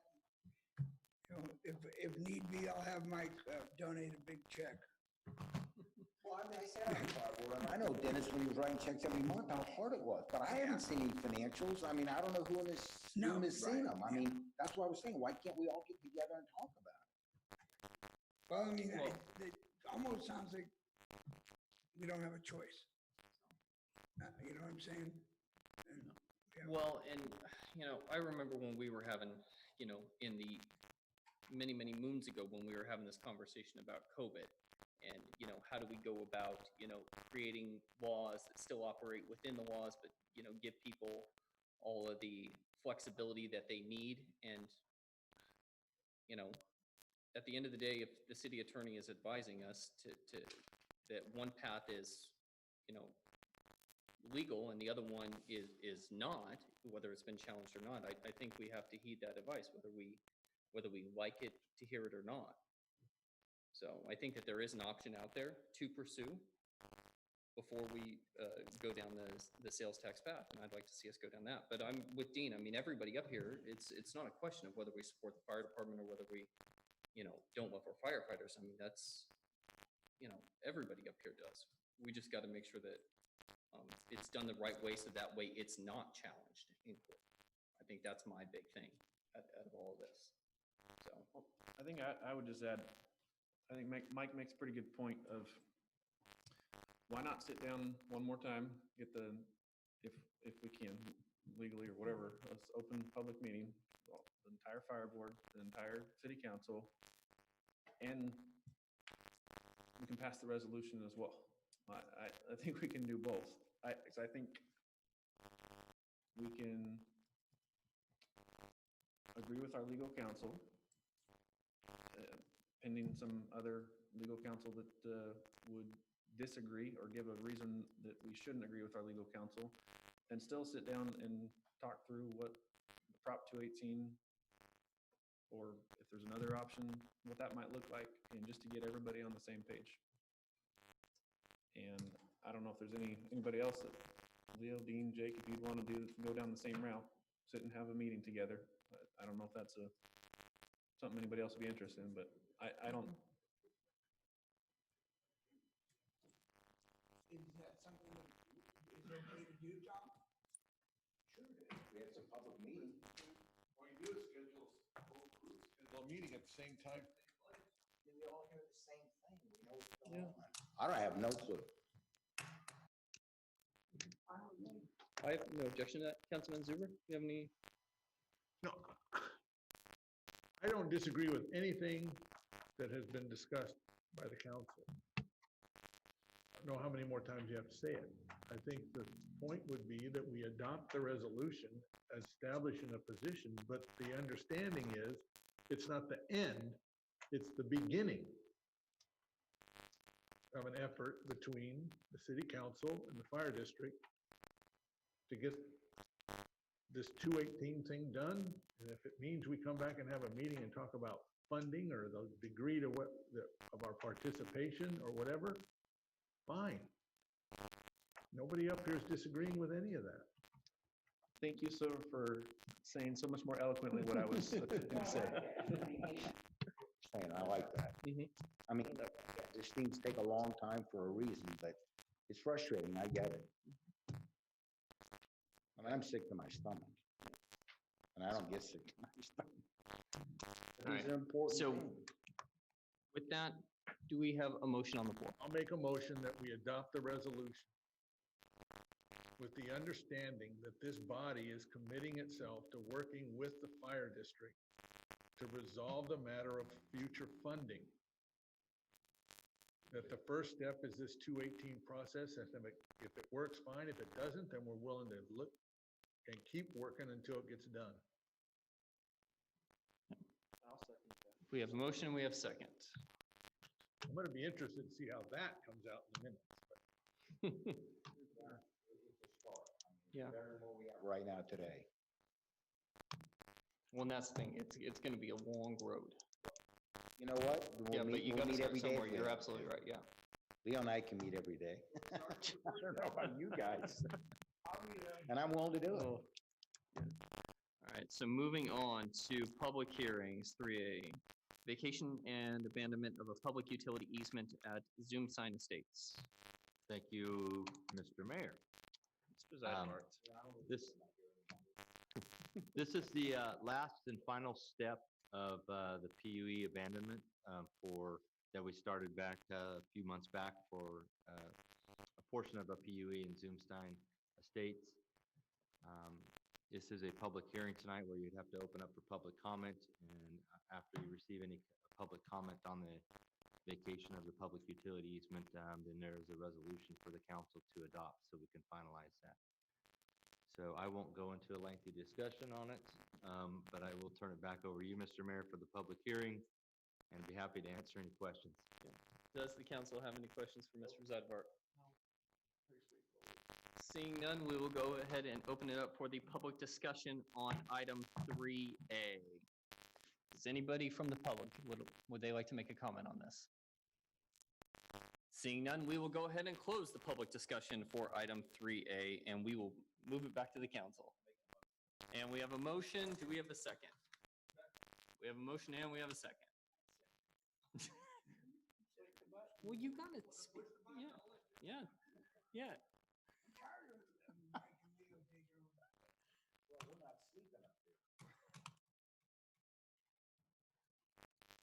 All right. 3B, proposed 2020-2021 city budget. Mr. Warner? Thank you, Mr. Mayor. Obviously, preparing this budget was quite a challenge with the COVID situation. This is something that we have not been through before. So, there's real questions about what the bottom of a financial standpoint, what it means to the general fund, what does that bottom look like? And then how fast you come out of that. You hear it being talked about, it's going to be a V shape, U shape, L shape, a lot of uncertainties with that. With COVID, we're experiencing some significant declines in our general fund revenue, largely related to sales tax, which is the price of fuel went down to just about $2 a gallon. That is going to have a significant reduction of revenue to us, since we get about 45–50% of our revenue from the sale of fuel, as well as just that not that many commuters on the roadway, so less gallons actually being sold. The other areas where we're going to see impact to our general fund is TOT taxes, hotel taxes. Those were down, as well as lease payments. That goes to Midland Sports Park, where we get a substantial amount of revenue through that and our recreation program. Those are the immediate impacts that we're going to see with COVID, and we won't see the beginning of those impacts until probably September, when we kind of see what the bottom starts looking at from that standpoint. And then obviously shortly after September, hopefully you start seeing the recovery and be able to start make some projections of what that looks like. There is a possibility of property tax also being impacted by that. I have talked to the county. They're not expecting it this fiscal year, but maybe next fiscal year there's some impacts, but I would not anticipate some large financial impacts related to 10%. Yeah. So like I mentioned earlier, when we're talking about the option for the sales tax, is during the last economic downturn, obviously there was a significant reduction in services, just because of the structural deficit we had at that time. The only option the council had was to dip into the reserves to deal with that economic uncertainty. And at that point, no one knew how long it was going to be. Same type of situation that we're having now. How long is it going to take to recover? So at that point, the council made the decision not to dip into the reserves, but to fix the structural deficit. It doesn't happen overnight. It takes years to deal with the layoffs. Obviously, expenses go with the separation of employees. So we went through that. I think last time when I talked about the budget, I kind of showed that graph of how we, over that 2 or 3 year period, how we got to fix that structural deficit, which we eventually did it. But it was at a cost of service to the public because we eliminated positions. So since that time, one of the lessons learned was, let's put money aside as we had surpluses over the last 8 years. I think we've had surpluses to our general fund. Let's take a portion of those surpluses and put them in contingency funds. And the intent of these contingency funds was to fund the largest liability items for the city over a 3-year period. That's kind of what we saw with the revenue downturn, with the Great Recession over a 3-year period. So the city council has done that. There is about $2.5 million that has been set aside over 5 different contingency funds. So one of the things I did to create this budget, and it really was just somewhat of a, I don't want to say a guess, maybe more of an educated guess, of looking at our sales tax revenue and hotel taxes, estimating what the bottom is, like I said, and then how fast are we going to come out of this. With that, I am projecting nearly a $600,000 deficit to our general fund. The other part of that that's included in the proposed budget is taking certain steps to limit the spending during this time until we really understand what that bottom looks like. So what's included in the budget right now is no increases for employee compensation, no capital expenses that can be delayed. So we're not going to not buy something that the police department needs to do their job and basic operation stuff. But if it can be put off, we are going to put off those capital expenses. No conference expenses, no changes to staffing levels at this time. And then one of the policies of the council is to transfer interest from the general fund mitigation fee that we have. The council has the ability, and the intent of that fee was to offset growth to our general fund. So by policy of the council, when there is such an economic downturn that we're having now, the council has the ability to transfer that interest into the general fund. So that is currently being proposed as part of this budget. So the thought was the council passed this budget. Staff will continue to work on a monthly basis of estimating and better projecting what the general fund deficit will be at the end of the year, and bring that back to the council by the end of 2020, early 21 to revisit that and have a bigger discussion about how do you fund that deficit? Do you want to use the contingency funds? There's also an option to use a surplus from last year that we talked about going to some capital items, but that never actually was allocated. So that's an option for the council too, from a policy level, if they would like to use that. And at that time, we can amend the budget with those updated projections. Obviously, general fund is the concern during economic downturn. There are a number of other funds. We talked about some of those tonight, and I won't revisit those, but it essentially is about I can't remember what I said, $20,000 or $25,000 transfer that would need to happen to fund the deficit in those landscaping districts that have the zero balance. The other thing I would note is staff right now is working on updating a utility rate analysis. So when we approve the rate increases for that, Prop 218 process allows us only 5 years of rate increases. So the consultant that we've used in the past is working to update that report and bring a recommendation to the city council on the state of those funds and recommended rate increases over the next 5 years. So that'll be coming here too in the next few months. And the last thing I'll mention before I close and allow the public hearing to be open is we've talked about the capital improvement program a couple months ago. Elizabeth went through that. I have included those projects on the last page of my staff report. There's projects in the street and road fund, everything but the general fund.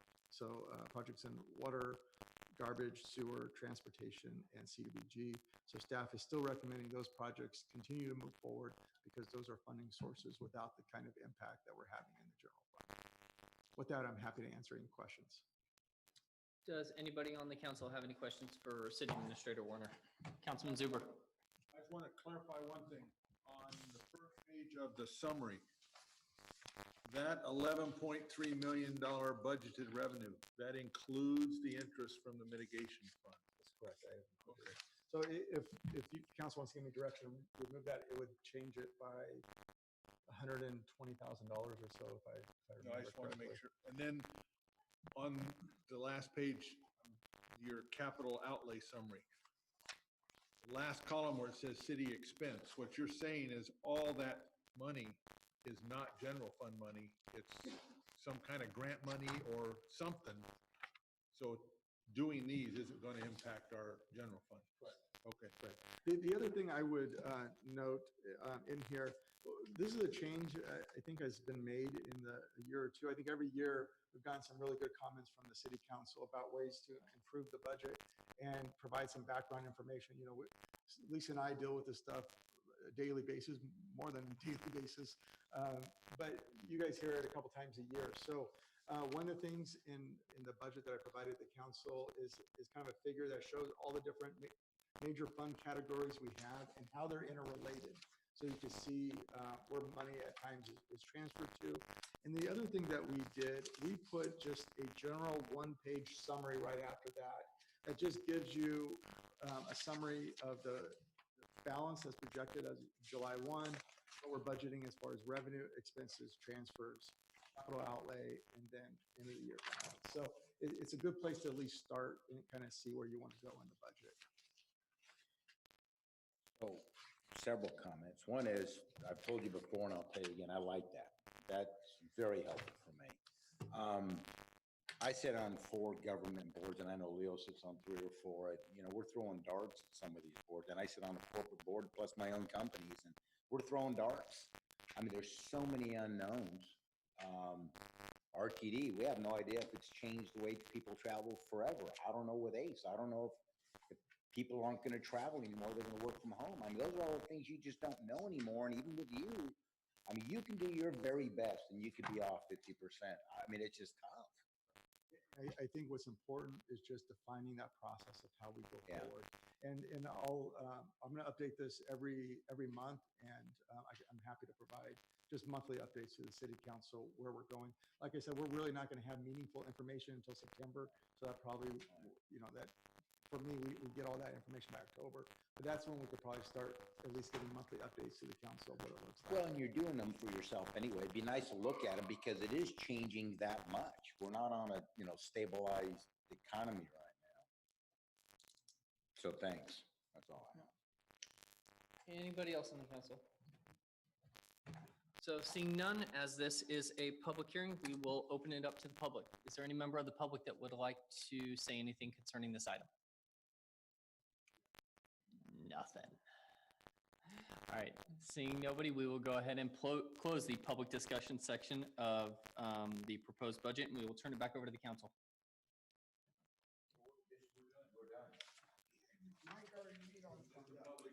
We'll bring it back. I wanted to give council time with the budget. Oh, okay, I was expecting there was We'll an bring it action, back, no action type of either thing in a on this special one. meeting if we have one, or we'll do it at the July meeting. All right, so moving on to item 4A, second reading and adoption. This ordinance amends the fencing and screening to establish more standardized setbacks. Thank you, Mr. Mayor, fellow council members. As you recall, last meeting, we had a first reading and introduction of the ordinance at which the council had a minor adjustment they wanted made to the ordinance as far as grandfathering in on some of the fences in the older parts of town. So that item was added. You could hopefully see that in the redlined area. We also did do some clarification on what we call sport court fencing here in residential areas. It wasn't as clear as the intent was in the original ordinance, so we did add some language there to clarify it. So those are the 2 changes from the first reading introduction to the second reading and adoption tonight. I do think we have a couple people here in the public here that would like to comment, make some comments to council regarding some of the changes to the ordinance. So if you are up to it and taking some input, there's a few people here that would like to. Yeah, I have no issues. Councilman So, Rustusha? did you get the same email we got? Because I read what was sent to us, and I thought a lot of that made sense to me. And I thought I brought it with me, and I didn't, so I don't even know what it was anymore. But is that person in the audience? Yes, he is. Okay, I good. did get. So they can reiterate. Yeah, okay, perfect. So I understand we have a member of the public who would like to comment on this particular issue. So please step up to the podium, state your name and address. You will get 5 minutes. I will give you when it goes to yellow, you've got 1 minute, correct, Lisa? And then red is 10 seconds, or red is done? Oh, red is done. Okay, perfect. Yep. Yeah. Floor drops out. Good evening. My name is Tom O'Donnell. I'm a resident in Ripon. I live at 363 Franklin Lane. First of all, I have not seen the proposal, so I got to express that I've never seen whatever is being proposed that's different than what's actually in the ordinance now. So I want to state that up front. So if it is, it'd be kind of good to actually be able to see what is being proposed. I understand the council is evaluating section 16.152, fencing and screening of the municipal code. I saw that it was partially reviewed during the May hearing. I apologize for not seeing this on the agenda with everything going on. I just did not catch this, and I did not participate in that meeting. First, regarding setbacks from the front and along roads, I agree that it would be best to standardize and make the code as simple as possible, so I don't have any concerns with those items. What got my attention regarding this chapter was that I was intending to install some lattice on the side of my fence in the back area so I can grow some jasmine and some other vines to kind of grow up along the side of it. I've talked to all my neighbors, verified with them that they were okay with it, and was adding a 2-foot section on top of my 6-foot fence to be up to 8 feet. And I was hoping to screen a shed. I have a shed in the back. I was going to try to screen that, help screen my neighbors. They have a trampoline in their backyard with the kids jumping up and down this time of year. They're using it all the time. And they just thought it looked nice. What I would like to review is paragraph 16.152.030, screening standards, paragraph B, placements, and C, heights, limits, and required yards. The first sentence of 16.152.030 sets a good guideline for screening. Screening may be used in any zone providing a safe sight line is maintained. Totally agree. That's the basis. And when I write codes, I look at safety. I'm an engineer, and I'm on a code committee to write safety codes. So I'm involved with looking at safety as the priority. All screening materials in this chapter should comply with the provisions of the sections. I agree with maintaining the safe sight lines. Regarding paragraph B, placement, screening it other than plant materials may be constructed within 3 feet of any property line, and at no time shall non-plant material screen cover more than 50% of any given property line. So I have 2 comments. I feel like maintaining the first part of the existing sentence, which is within 3 feet of fence line, I think that's good. But however, what I understand is that's being changed. So I have some concerns with that. Whether or not that you've got to have a minimum of 2 feet away from a fence. If that's the truth, if that's what's being proposed, I have a strong concern about that. And then I don't agree with the second part of the paragraph. What does limiting the screening material to 50%, to more than 50% of a given property line? So for example, I have 2 backdoor neighbors or neighbors behind me. Each lot is about 32 feet wide as far as adjacent, and just putting up a screen over the whole area. And I just didn't want to put a blotch of 18 feet off and 18 feet down. I just kind of wanted kind of a uniform look to it. And like I said, it kind of makes it look in, screened in area. And it looked nice. And the idea was to use some lattice with a kind of a framework so it wouldn't just flop over. So what my question is if I have neighbors that agree with putting up fence more than 50% of our adjoining property line, what's the harm in that? That's kind of my question. And if that's the case, what do we have codes just for when we want to have, when our neighbors are trying to get something together and we're mutually agreeing on something? So that's kind of what I have to say, and that's what I kind of wanted to bring forth to council, at least my opinion on this regulation. Again, I have not seen all the changes, so I'm not aware of all the different changes, but these are the ones that kind of caught my attention. Are there any questions? I have a question. Councilmember Stusha? You lost me on some of that stuff because you were going kind of fast and I'm trying to follow through, but I have a time limit. but the one, no, I know, but the one about the lattice, personally, I'm not, I know so many people have that lattice, they have an agreement with their neighbor, and the biggest concern was the fire department, and talk to bidders, we'll just tear your fence down if we have to go through it. I mean, that's what they'll say. I mean, they're not jumping over it anyway. If they can jump over 6, they can jump over it. That, I know that originally a long time ago, 15 years ago, that was it. But that didn't seem to be a concern anymore, and if everybody agrees, I don't know what the harm is. That's me. I agree with you. And as far as the fire department, if they change the code to 2 feet away from a fence line, in some lot lines, you only have like about less than maybe 6 or 7 feet. You can't have a permanent structure within 5 feet of your building from a fire code standpoint per the NFPA. So to me, that's where I really struggle with that. If they do that change of more than 2, you can't be within 2 feet of a fence line. I think could be in direct violation of the NFPA unless you really understand what the codes are. So that would conflict with the fire department, you're saying? I'll answer the questions when. Okay, all right. Okay, thanks. That's just my opinion. Yeah. Okay, perfect. Thank you very much. Yep. Okay, so, yes. Oh, yes, please. Yeah. No, we have another gentleman who would like to public comment on this. Mayor, sorry for my English, so try to understand me. I have the same issue with like Tom. I have. Oh, I'm sorry. What is your name and where do you live? Okay, my name is Wagdi Damian. I live in 332 Franklin Lane. Okay. I have the same concern like Tom. I have 3 boys in back. I live in my house, and I build volleyball. We've been in the house since March 18. Quarantine in the house. So I build volleyball, beach tennis in my backyard, and I think about to put lattice 2 feet over my fence because when we play with my kids on tennis ball, I hit my neighbor. Thank God it's not child, and he understand. So I think about. I didn't know I have to ask for permit, but I talked to the neighbor. To agree if I put 2 feet on the top of the fence lattice, and he agree, and everyone agree because like every single day I knock the door or my kids knock the door. I'm sorry, we can get the ball, volleyball, tennis ball. So I need like some flexibility from your code to let him can help us too as well. So. So it's really hard, especially with whole windows around us. I have picture for my backyard. So, the window is like 60% from the window. It's easy can hit by tennis ball, by baseball. It's easy if something happen like that, it's liability on me and can injure any kids inside the house, in other house.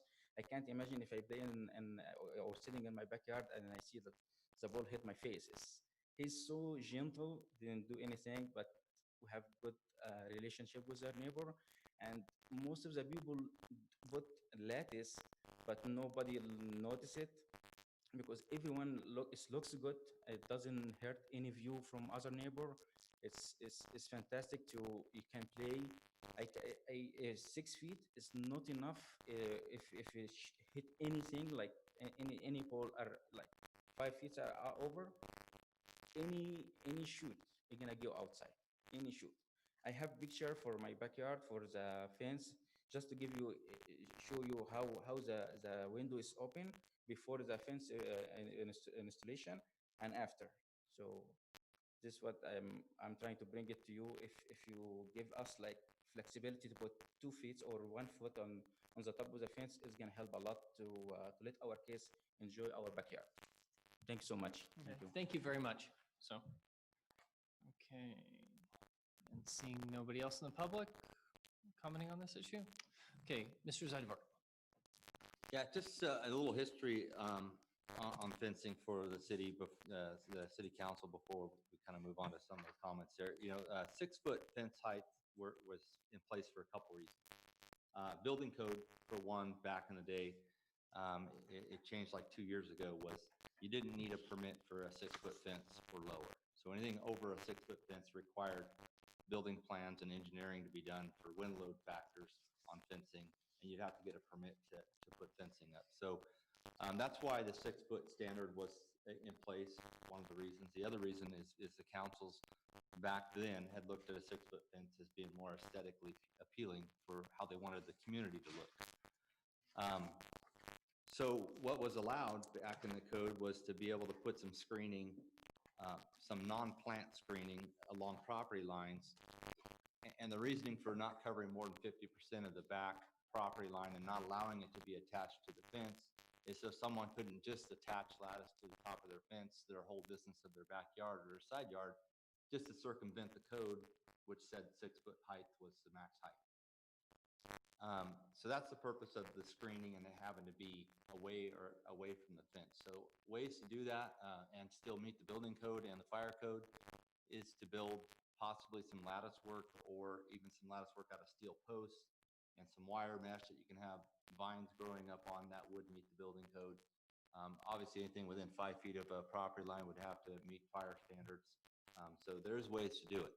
And the whole reasoning I said was so you can't cover the whole back property line and by putting, like I said, lattice on top of the fence and have an 8-foot fence when that's not the standard for fencing. If the council so desires, the building code has been changed with the California building code has been changed to allow a 7-foot fence to be erected without a building permit. Anything over 7 feet would require a building permit. You'd have to submit plans. You'd have to submit engineering to show that your footings are proper for wind load factors. So by even putting a 2-foot lattice on top of a 6-foot fence, you're going to have to come to full building permit and submit plans to do that. So it's kind of up to council how you want to go with this. I mean, like I said, the 6-foot fence was originally in place because of the building permit, but also I do feel more of an aesthetics for the town was the other purpose for it too. I mean, if you go around and look at some of the fencing in town, you know, there is some fencing that's out there that's probably obviously illegal or illegally put up. You know, an 8-foot fence is pretty tall. I mean, you got a single-story house and you got an 8-foot fence, and you're within several inches of your eave of your house. So it's something the council can consider, possibly making some amendments to the code if they'd like. But if you're going to go over 7 foot tall, you will need a building permit for that. That's our standard, being in a building permit. You will need a building permit if it's over 7 feet tall. It's a building code, California building Oh, that's the code. So if you go over 7, even if we have a code at the city of being over 7, you still got to get come back. Okay. Well, I say go to 7. I'd raise it to 7 and 6. Yeah, I've got no Just automatically. Vice Mayor DeGraff? I would just say that being over 6 feet tall, I can walk around in some yards and look over in your neighbor's yard, and I don't like that feeling of just. I mean, you walk around and it's like, oh, hey, neighbor out there enjoying your pool. I don't have that problem. Well, I know. Yeah, no, they're not skinny dipping, but no, it's so I would prefer to be able to have a taller fence, and I mean, personally, I don't really have a problem with it being taller. I don't know. I mean, that's my opinion.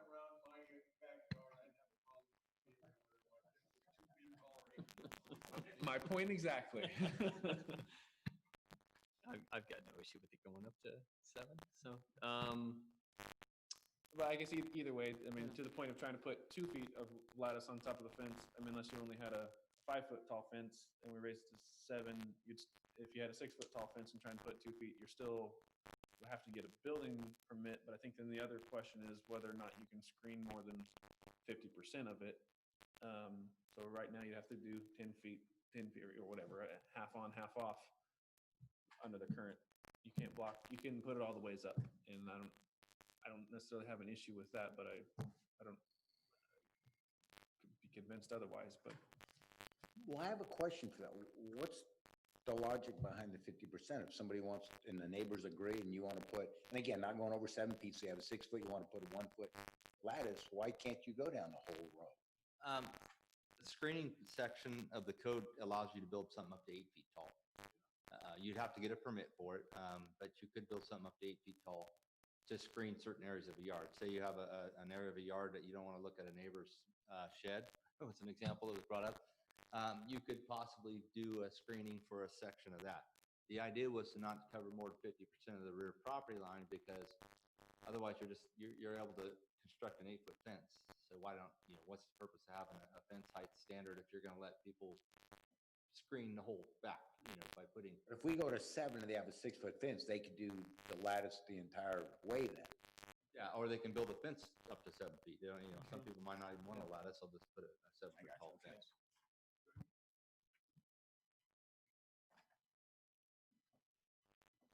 Okay, I'm confused now.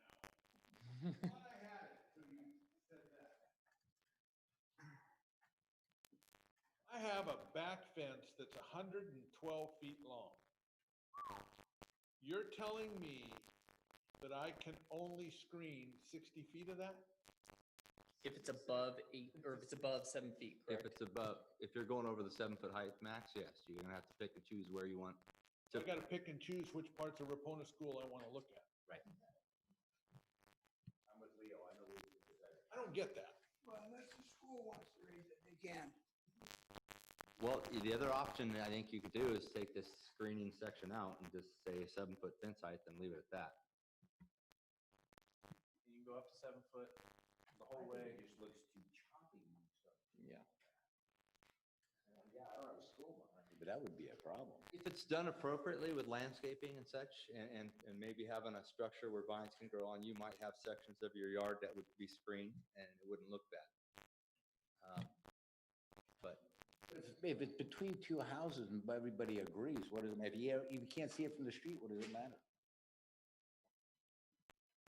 Not even that, I think choppy from the street would look worse than a straight line of fence. I don't know. I don't have a problem. Oh, sorry. Yes.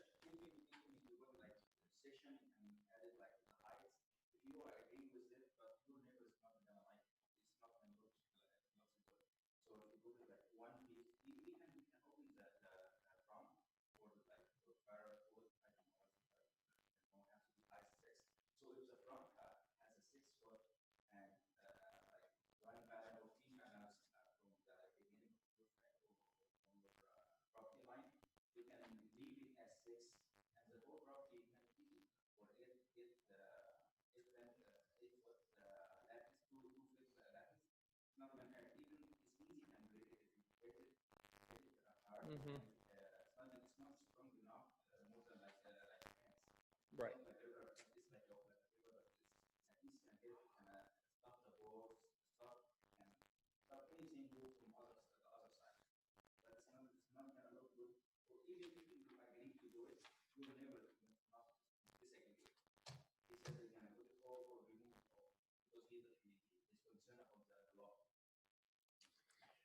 So I have a question. So what if Dean and I share a backyard and he wants to do 50% and I want to do 50%? the way the screening is written in the code now, you have to be at least 2 feet off the fence with your screening. So you could build your fence would be 2 feet away from where you can screen. That was a joke. You cannot attach non-plant screening material to your fence. Not a building. No, you can't. The way it's written in the code here is that screening material has to be no closer than 2 feet to the fence. Lattice work or screening material? If it's over 6 feet, yes, it would be considered screening. So anything over 6 feet is considered screening material? Correct. Okay. In the building code, over 7, is screening material considered part of the structure? No, in the building code, it would be your fence. If you're attaching it to your fence, 7 feet would be your max. Without a permit. Without a permit, yeah. But if we said 8 foot's good, you'd have to get a permit because of the building code, but for a 6-foot fence with 2-foot screening material on top of it, fine, the whole way, but they'd be required to get a building permit for it. Yeah, if you wanted to go that route, yes. If it's 7 feet, no. Yeah. So you went 7 feet the whole way, then they go up 7. In my mind, if the idea is you don't want people looking over the fence, there are gonna be a very small number of people that are gonna be able to see over a 7-foot fence. Not me. Could if I worked at it, but Yeah. I'm not gonna work that hard. Yeah. But so that's one. Number two, if we were going to allow them to construct up to 8 feet with a building permit, My only concern is I don't have a problem as long as it's across the back and both property owners agree. The other guy doesn't like it, you're dead because you're not gonna build it. What I don't want is the stuff running down the side yards where you see it from the street. There, you wanna go 7 feet, that's what the building code says, fine. No lattice, no nothing, you're 7 feet. You wanna put it across the back, as long as both of them agree, and you get a building permit, I'm not sure I wanna fight that fight. That's what I'm saying. As long as you can keep the street, 'cause Yeah. it could sloppy the street up, the streetscape. I don't want that. No, but if it's behind, nobody can see it, who cares? So we're okay in the back going up to 8 feet with I'm building confused. permit. Building permit, 7 Side feet, is 7 7. feet, you're okay, 8 feet, you get a building permit, but it's only back to back. Only back to back, no side to side. Okay. Neighbors They agree. have to If agree. the They have to neighbor agree. disagrees, you're dead in the water. You need written permission Yep. from the property owner. Well, yeah, Both both of them. both Yeah, If I property do- owners. Okay, let me property ask you a owners have question. written permission, Let's say I do a monument check, and the fence is 1 foot on my side. Now, it's my fence, not my neighbor's fence. Why can't I do it? No. No, I'm asking the question. It's not, it's my property.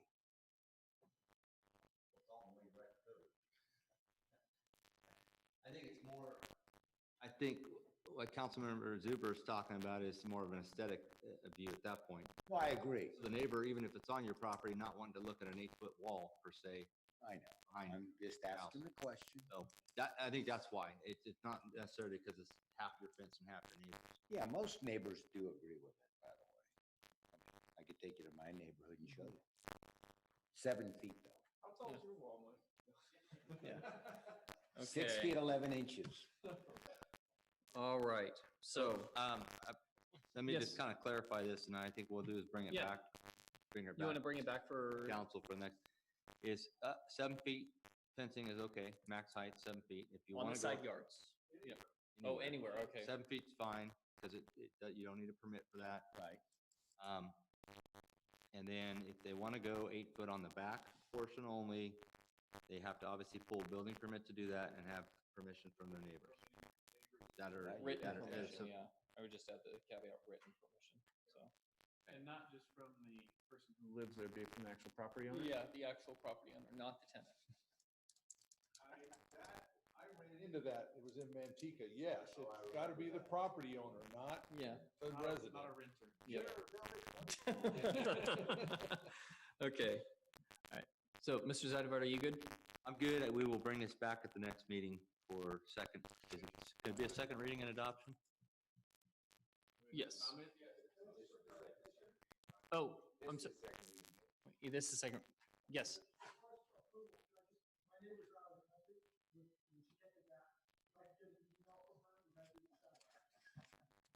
I don't think it probably really matters what the. Well, because if she comes back and doesn't like what she sees, you could have a problem, but Yeah. that's between you and her. You just have to have some. Yeah. I think it's more Okay. you have to be satisfied when you got the Yeah. approval, what I would think. Okay, I think we're good. One more. Oh, wait, make it quick.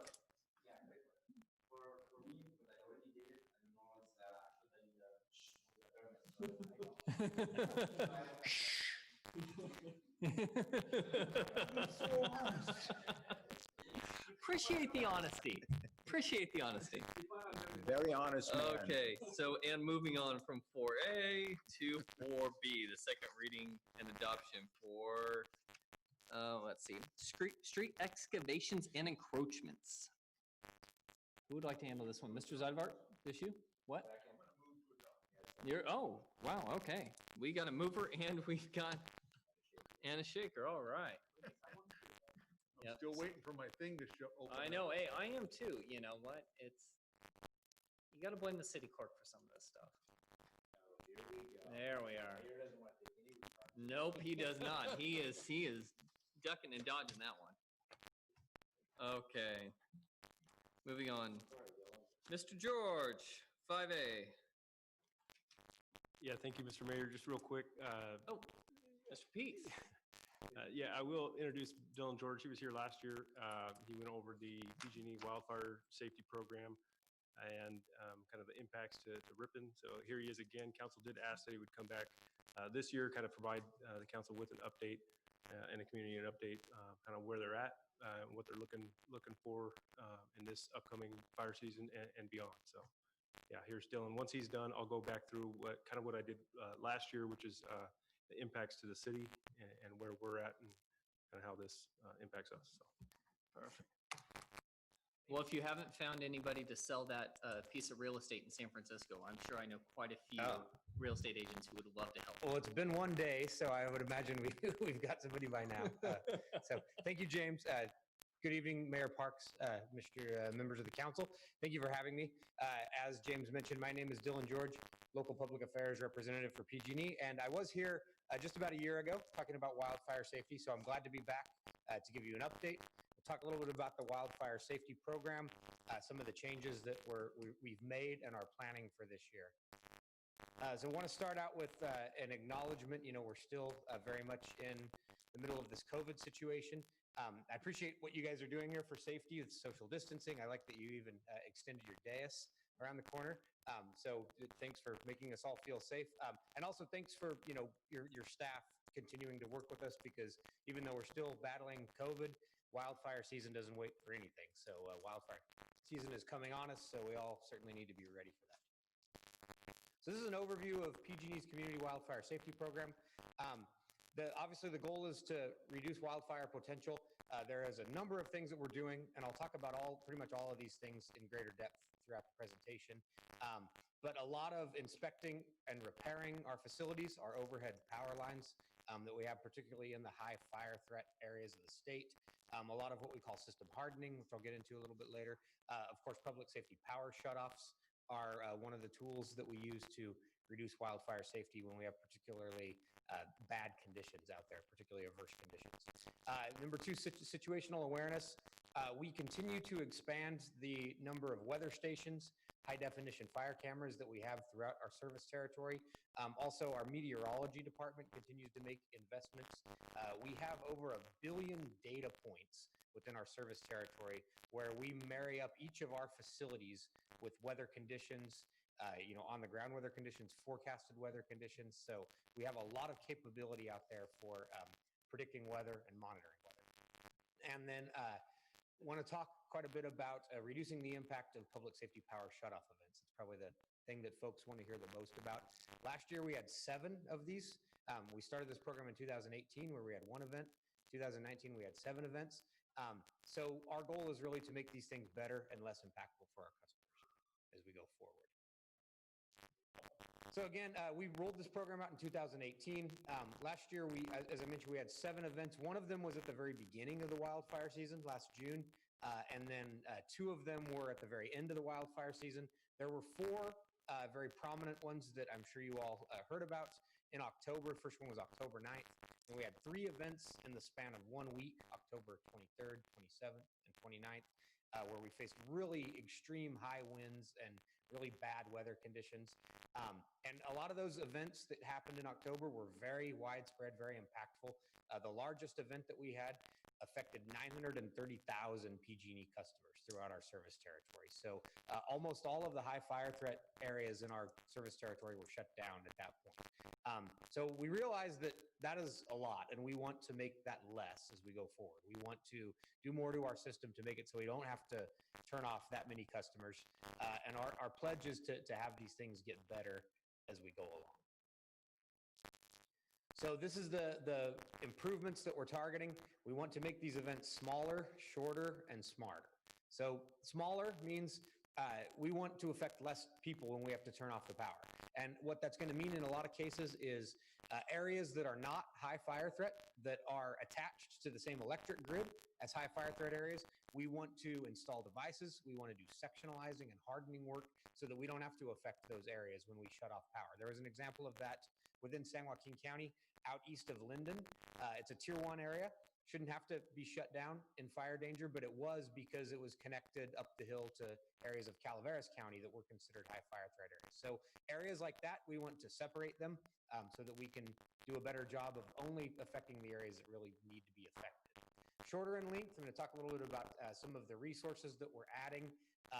in order to make it so that when we have to turn the power off, we want to be able to get it back on as quickly as we possibly can. And we want to do better on that than we did last year. In terms of making the event smarter, we realize that we have a long way to go in terms of communicating with our customers while we have the events. We've made a lot of investments in making that technology better. Some of the things that we've done is we've made it so we could double the length of automated text messages that we send out to customers. We're going to be sending more information during this public safety power shutoff events. We're also upgrading our ability to provide what we call community resource centers, which are areas where we provide water, hot drinks, coffee, and so forth, provide areas where people could charge their phones during an event. Last year, we had, I think, 80 of them in our biggest event, and this year we want to do even better than that. Also, we continue to work with nonprofit partners and our county emergency response partners to assist those that have medical needs, have functional needs that are really challenged when it comes to power shutoffs. So this is a map that might look familiar to you. This was developed by the California Public Utilities Commission in conjunction with CAL FIRE. They mapped the entire state in terms of fire threat. You can see the white portion of the map is considered Tier 1. It's considered low fire danger. You can see the entirety of the Central Valley is in Tier 1. That's unchanged since the map was developed several years ago, so we continue to be a low fire threat area. When we did these power shutoffs last year, there was very little of the Tier 1 communities in the Central Valley that were impacted. As I said, some of them on the edges, some of them that are closer to the foothills were, and we want to get better at that going forward. But if you look at those white portions of the map, very little of that actually was impacted. So Tier 2, the yellow is elevated. Those tend to be more foothill kind of communities. And then when you get into the upcountry, you get into Tier 3 extreme fire danger. So I want to review this. This is the factors that lead to a public safety power shutoff. Again, this is unchanged from last year.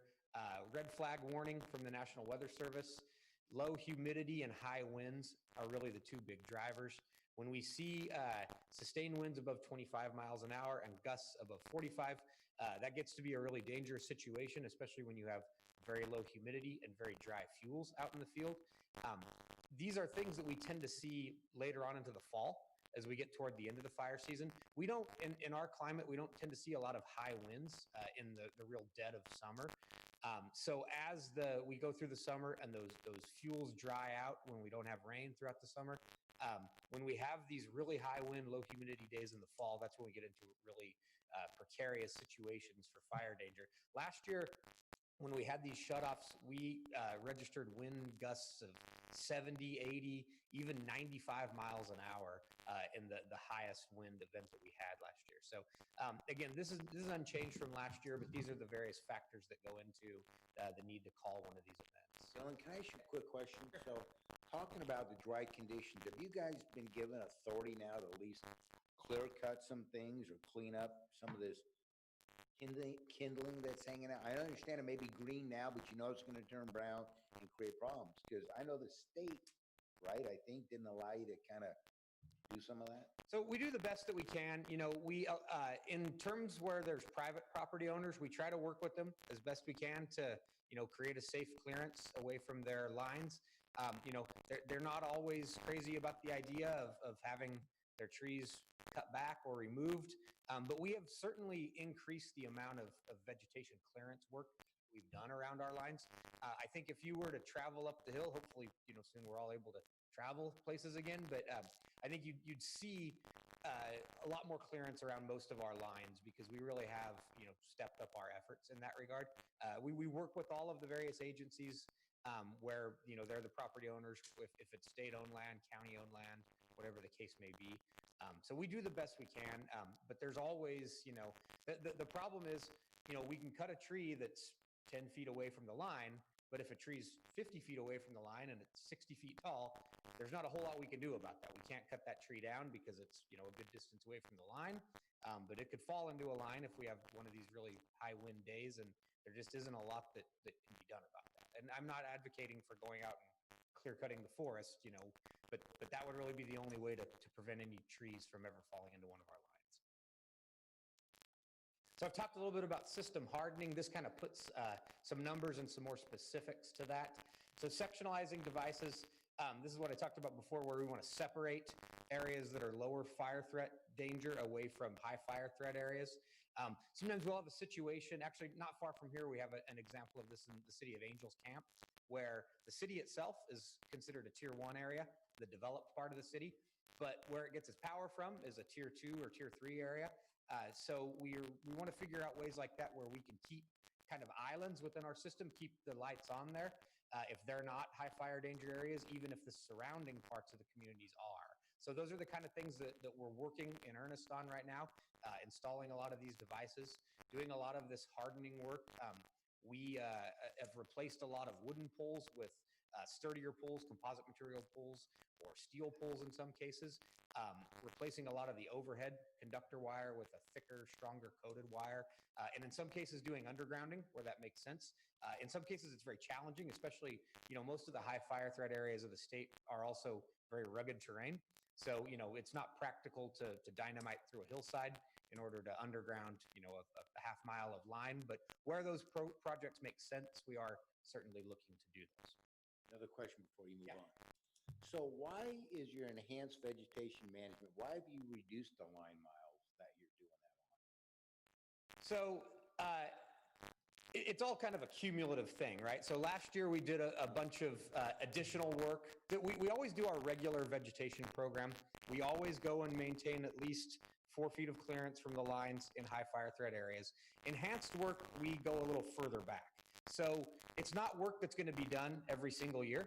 So a lot of the areas that we went in and did that enhanced work this year, we'll still go back and monitor the routine work, but they won't be candidates for further trimming because, a lot of that vegetation was removed already. That 1,800 is different line miles. That's all new. Yeah, exactly. That's in addition to the work that was done last year.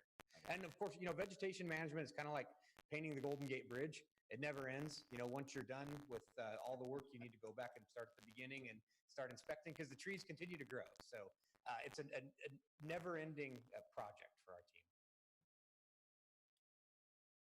So a little more on restoration times. So, what drives these public safety power shutoff events is we're waiting to get the weather all clear. So we shut down the power because the winds are high and the humidity's low. And then as the winds start to die down, as conditions start to improve, we will eventually get the weather all clear, which is our green light to go out and start inspecting and trying to get people turned back on. So when we shut down large sections of the power grid, we kind of take away the eyes and ears of the grid that operate normally. We have a lot of devices out there that are designed to, when they sense something wrong, they shut the power off for safety reasons. But when we shut down the grid wholesale, we turn all those off. And so in order to turn things back on, we need to go out and actually inspect every square inch of those lines. We need to lay eyes on all of it. So what we're committed to doing this year, we want to improve by 50% the response times from that weather all clear point to the time when people actually get their power turned back on. Some of the ways that we're going to do that are, of course, making the event smaller will help because that's less lines that we actually have to go out and inspect. We're increasing the number of crews that we send out into the field. Also, we've increased our number of helicopters. I believe almost doubled the number of helicopters that we're going to be sending out and inspecting. We're also working on infrared technology so we can inspect overnight, which is going to be a big improvement over last year because we were only able to inspect during the day.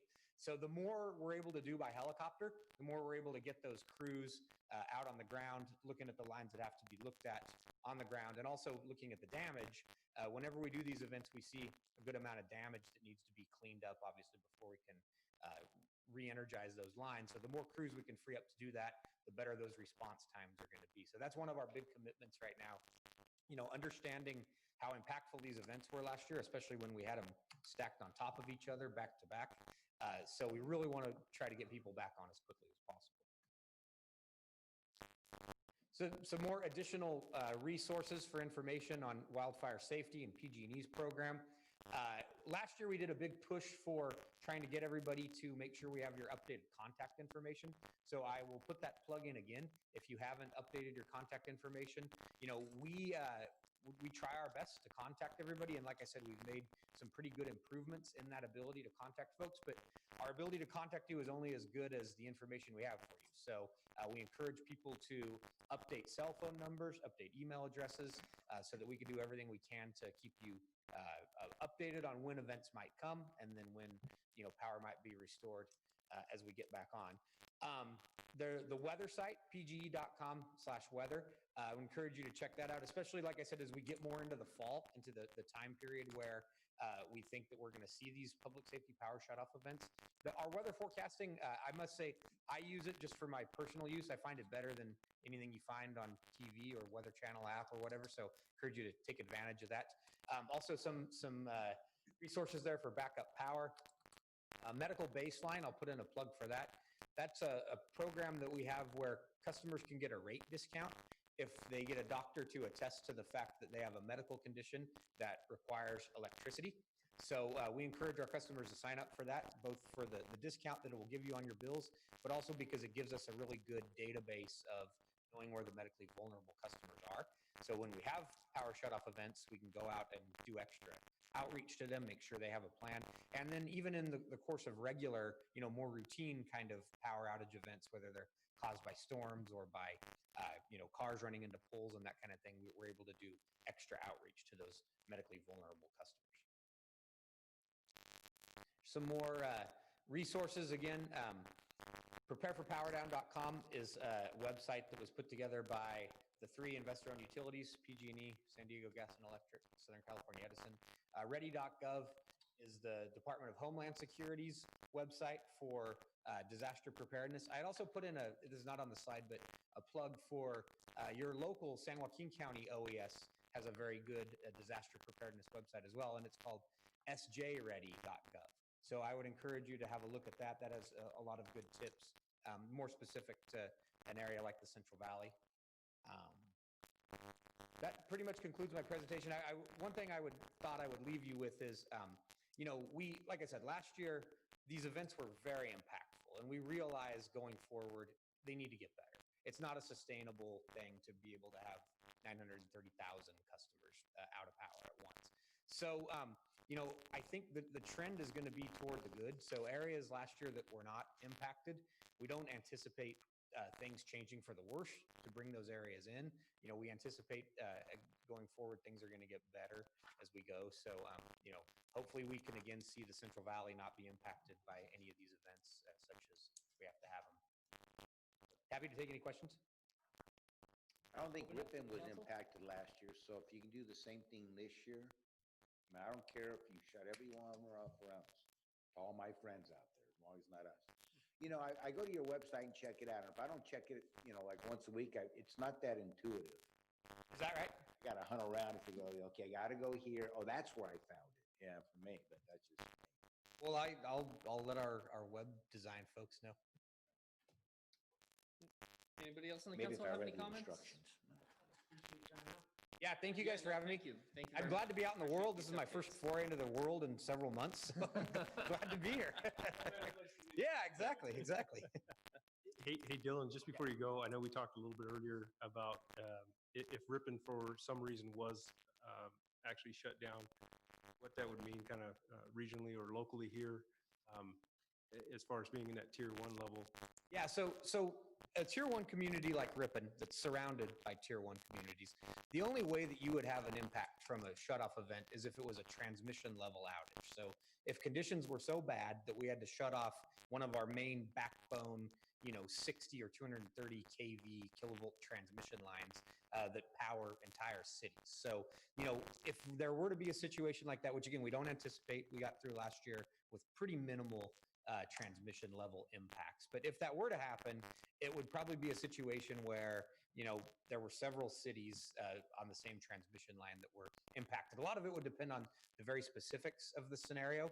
But I think that's a good question. And we spoke earlier today about, kind of understanding in the unlikely scenario that a tier 1 community like Ripon were to be impacted, what would that mean for your neighbors? And it would probably mean that they were impacted too, because that would be a really major event that, probably I would have to take down several transmission sources at once. Let's hope we don't have anything like that happen, because like I said, we don't want to break that record, 930,000 customers. Dylan, I've got another question. So I would think that if we didn't go out last year, it's possible that that transmission line that feeds us was cleared pretty good, or there just wasn't a fire in that area. One or the other, right? You know, in order to have to shut down transmission, you have, it's a higher standard, basically. So you'd have to have higher winds, worse conditions. You know, transmission corridors, the higher the voltage they are, the more clearance they're required to have around them. That's why sometimes if you're driving through the mountains and you look off on a hillside, you see a whole clear cut, 50 feet on each side with a transmission line running down the middle of it. That's because that's a very high voltage line. It has to maintain that kind of a clearance at all times. So in order to shut off a line like that, the conditions have to be really, outrageously dangerous out there. So we don't anticipate, again, we got through last year, the big wind event that we had that was on October 27th last year was, our meteorologist called it like a once in 15 year kind of an occurrence. So we don't, again, weather keeps changing and we keep seeing, more extremes year after year, but we don't anticipate a situation where we would have to turn off transmission at that level. Because again, we got through some really bad wind events last year, not having to do it. Okay. Yeah, sounds good. Thank you. Thank you guys. And I want to thank your staff too. Very cooperative and always great to work with. So I always enjoy being there with you guys. So thank you very much. Thanks, Dylan. Thank you very much, Dylan. Okay. Thanks, Dylan. 5B. Sorry, Mr. Mayor. Mr. Mayor. So I wanted to go over. What? I wanted to go over kind of the specific impacts to Ripon and kind of what that means to us if we were to encounter one of these events. We went over this last year. We evaluated the city facilities, the city services, and we reevaluated those facilities and services this year, and kind of just wanted to provide council with an update where we're at. Last year, we ended up renting generators to have in case of an emergency, and we ended up spending around $42,000 on those generators. So, How much did PG&E reimburse us for? They're going to cover all of it. Yet to see that. Dan, is this a?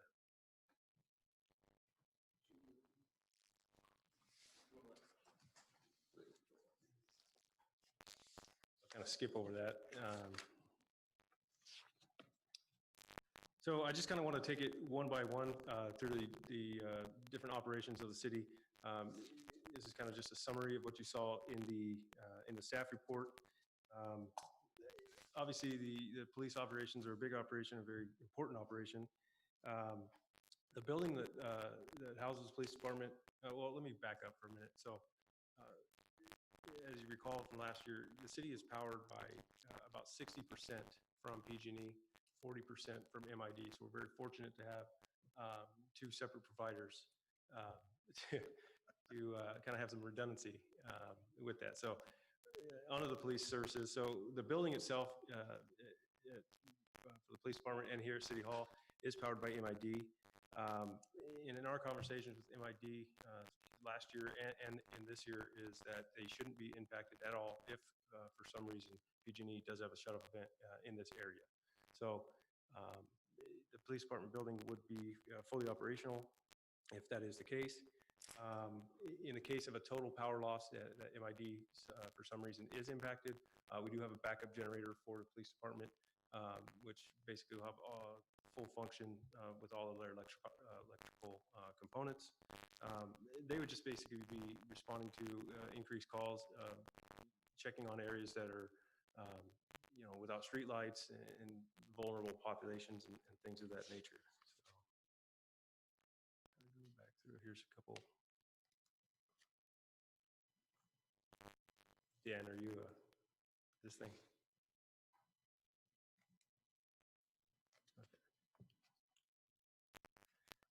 Moving on, our water system. So our water system, I would say, is most impacted if we were to lose power within the city. With the current configuration and the existing generators that we have in place, We would be able to provide water to residents if we did lose PG&E power, although it would be at a much lower pressure rate. We don't exactly know what that rate would be, but it would be a dangerously low level of water. If we get below a 20 PSI level, we're in violation of state drinking water standards. We typically run our water pressure around 50 to 65 PSI, anywhere in that range. We would lose two wells that currently are powered by PG&E that don't have backup power. And we'd have to go through a number of steps to cut, I guess, non-essential water usage, car washing, washing of sidewalks, structures, limit landscape watering, both with our own parks and as well as the residents.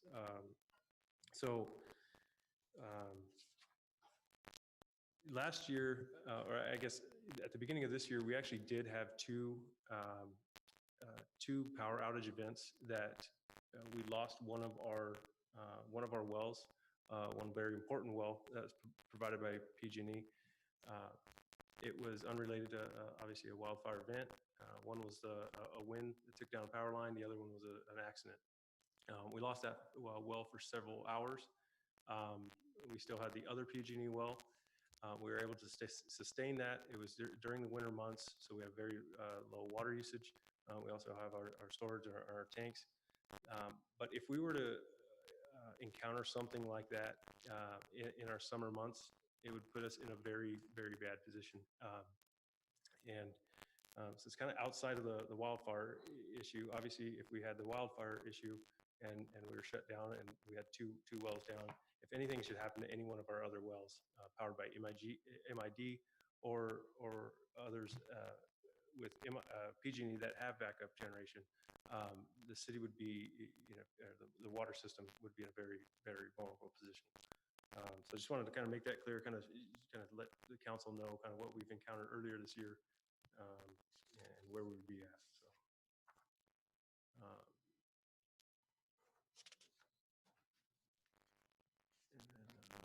So our sewer system is next. The operations that staff would be very similar to water. We would have around the clock coverage in the event of a power outage. There's two critical lift stations that would be non-operational if we were to lose all of PG&E's power. And so last year we rented a generator that we would be able to kind of transfer back and forth between those two critical lift stations. And that's something that we would look to be doing the same this upcoming season.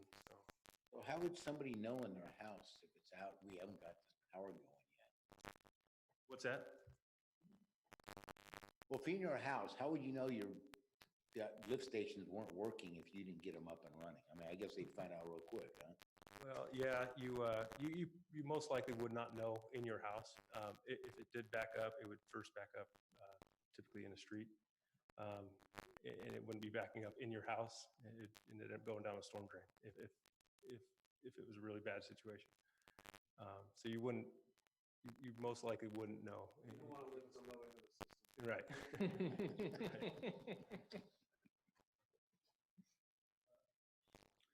You're fooled, Bateman. So I guess moving on to our garbage system, the operations really would not change. Currently, the trucks that we have, they're all operated by CNG powered trucks, and MID currently powers our filling station, so we don't anticipate any loss. And we do actually have diesel powered trucks if needed as well. And if MID somehow allows power as well, we would be able to pump diesel from our tanks at our CNG or our fueling station for those garbage trucks. So, obviously, our fueling station is an important piece to all of this. If we were to lose power, like I said, it's powered by MID. A big part of this whole thing is the generators that we have and transporting that fuel from our fueling station to those generators in the event that we lose power. We've reached out to our fuel supplier. We've got two 10,000-gallon tanks right now, one for diesel, one for gasoline. They've guaranteed us 10,000 gallons for each of those. Within 48 hours, in the event we get notified that there would be a shutdown. We have transfer trucks ourselves. We have a couple of tanks that we would be constantly running with our crews to be, filling up these generators as needed. Our fuel supplier has also indicated that they can provide and would provide in the event of emergency transportation to fill those generators. They're going to be able to fill them a lot faster than we are, but we feel we're covered in that area.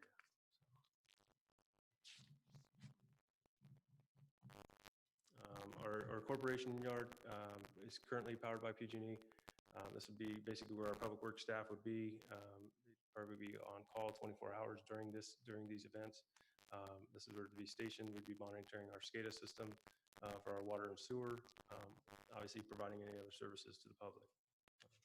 We do have a backup generator that we can provide power at that location. Our streetlights and traffic signals, so about 70% of our streetlights are powered by PG&E. They'd be non-operational. All of our traffic signals are powered by PG&E except one, and those would be non-operational as well. We've talked to the police department and public works staff. We'd be putting out four-way stops at those. I think the thought was last year, if we did get notification of an event that we would be shut down, we would switch those over to flash. I think the day before, just to kind of get people used to, hey, this intersection is about to go down and this is what's going to happen. So if we've got the time, that's something that we would do. So our city parks, the majority of our city parks are supplied by our non-potable water system. So totally separate from our potable water system. All of the wells that supply that system are powered by MID. So we would continue to irrigate the parks as needed, as long as MID hasn't lost power as well.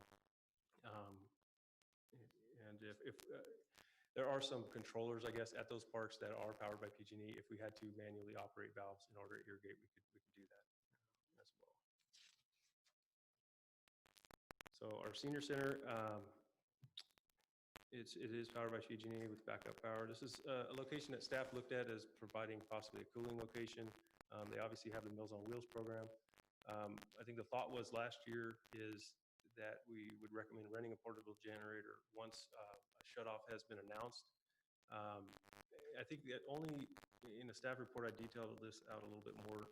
I think only if we can't move the Meals on Wheels program, or we can't find another facility that does have power, I think only then would we recommend renting a generator at that time to keep things going there. City Hall admin building. So like I said, it's powered by MID as well as a PD. The admin side of the building is not provided by power with that backup generator. That backup generator that's here is only enough to power the PD side. So if we did lose power for an extended period of time, City Hall staff would move over to the police department in the EOC area. We've talked about this before, and be a location that staff could work out of during an event. Our community center, so it's powered by MID. It can continue to be used as rented out. If it's not being rented out, it could be used as a cooling center during a PG&E outage. So it should not be affected during this. Other buildings, these are just a couple of other buildings that would be affected. I don't think they're huge impacts, but obviously the library would be closed, the museums would be down, and then Stouffer Hall would be out.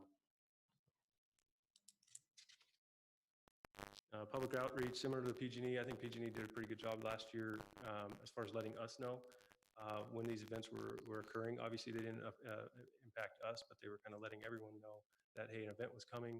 Here's where to look to find out if you're in these areas. So we would be obviously relaying that information to the public through our Nixle on our website, and then specific information if we did find out that we were actually having an event in this area. And then here's kind of the fiscal impact. So as I said last year, the two biggest areas that we were short on, or we had deficiencies, were our water system and our sewer system.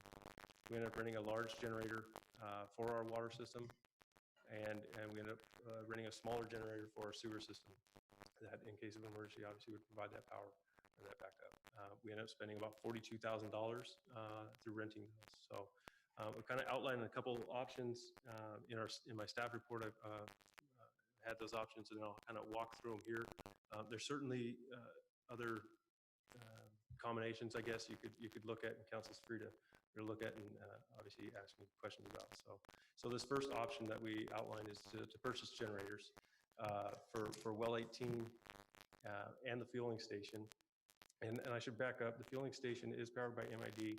If for some reason we had a total power loss, I think it's pretty important to have that fueling station up and running, at least to be able to pump fuel out of the diesel tanks and the gas tanks. We would lose the CNG portion of it, and just because of the power it takes to power those compressors that are out there to compress that natural gas.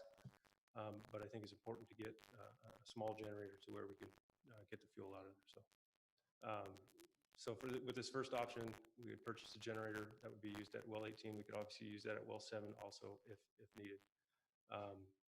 And then we'd rent a generator for the sewer lift stations.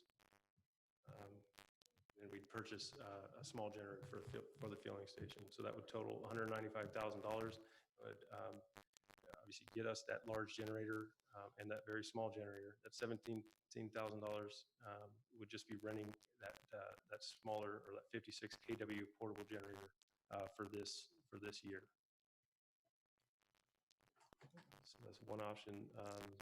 The second option would be purchasing all of the generators to provide backup power. So very similar, except we're not renting that second 56 kW portable generator at the lift stations.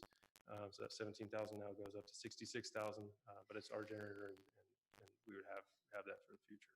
So that totals $244,000. And then this third option is basically what we did last year. You rent these generators annually during the fire season, and you kind of have a price range there. It really depends on the availability. They don't always have the exact generator size you need. You might have to get a little larger one, depending on what's being offered. I will say this: I have called around. PG&E has rented, or at least placed, a very large number of generators on rent this year. And I think they've just got those kind of stored on standby. They're basically they're on rent, and they're in these rental units, or these places, yards, just sitting there on standby. So there is some limited availability, but at this time we could get the generators we needed on rent for the fire season. And what we're anticipating right now is about 6 months, based on what we saw last year. So if you don't mind, I'll interject here. Sure. We provide these to things like water facilities, essential services that go down during these events. We don't have enough for everybody, but when we get a call that says, we have this critical situation with one of our water facilities, that's where we provide those generators. So if you guys were to have a situation like that, certainly I can try to do my best. Great, that's good to know. I did not know that. So, okay, and that's really it. I'd be happy to answer any questions that the council may have. Can you go back and show us option 1 and 2 again, please? Sure. There's one. Okay, 195. That one there would be recurring at 17,000, correct? Correct. That was what? It's not it'd be recurring 17,000 because we're talking renting that one, the middle one, not purchasing that one there. Yeah, You're purchasing top on the 300 kilowatt. Correct, and that'd be 15 to 17,000, obviously, depending on what's going on. But yeah, that would be a reoccurring cost on the sewer lift station. And in these two options, the big reason I put in there to purchase that generator for the water system, it is too critical, I feel, to not be without that throughout the entire year. We have those two wells that they don't have that backup power, and anything could happen. You could lose a well that could be powered by MID, and you could have a PG&E power outage. You could, there's too many scenarios that I feel this system has some deficiency and redundancy in. And that's why that recommendation is in there to purchase that larger one. And the next one's 244? Yeah, and the next one's 244. So And the basically, that just takes out the rental unit for the sewer lift stations and puts basically purchasing that unit. So if we rent them all again, we're up to $120,000 we've half paid for buying them. Because every year, well, what's the rental? If you look at the cost for buying them all, you can rent the stuff for 5 years before you paid for it. That hasn't changed since last year. Well, this says 51 to 59,000. If we buy everything, it's 244? Correct. Right, so we already spent 60 last year. We spent No, we 60. paid 42. Okay, all right, okay. We owned it last year. Okay, but I'm just saying, we'll have over $100,000 if we keep doing this every year. This year, That assumes that we're gonna keep having this problem. So I don't every year. really- If this company does their job, we won't be doing this much longer. That's a question. Yeah, for Dylan. Ed back there. How long are we gonna have these problems? Well, that's why I'm asking the question.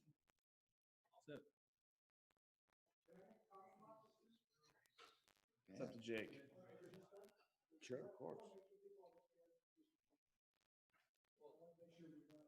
So the way I would answer this, like I said, we expect these outages to keep getting better, keep getting smaller, keep getting shorter, keep having to affect less customers. I don't think they're going to go away anytime soon. I don't think we're going to get to a point where we have zero of these events, anytime in the next, say, 10 years or so. But again, we don't expect them to get worse than they were last year. We expect them to get better as we go forward. Well, the problem is you can never guarantee it. So next year we say, well, we may have it again, so we spend another 60, and the next year we go, well, we're not too sure yet, we spend another 60. I don't know. Well, but in my mind, part of it is also where we're at. We had 0 last year. That's correct. And hopefully next year we'll have another data point that represents a downward trend from what we saw in 2019.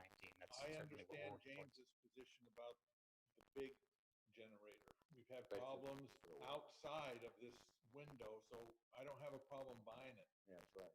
But I think for the other two, I'd rather rent them for another year. Well, no, See what happens. And I agree, because at some point, you guys will buy enough generators to lend free to everybody that needs it going forward. I mean, I cannot guarantee that, but like I said, I mean, when we had these events, I worked on a few cases myself where people called and, said, we have a very bad situation. We're going to run out of water in, 36 hours if we don't get a generator. And we were able to provide them. I wouldn't, if I was in your position, I would not use that as my city's plan of operations, but, that is the kind of thing we can step in on when we have emergency kind of situations. But Dylan said. Well, and I think another thing to remember is kind of what we talked about just a little bit longer ago is if Ripon is affected, there are going to be so many people around this area that are affected.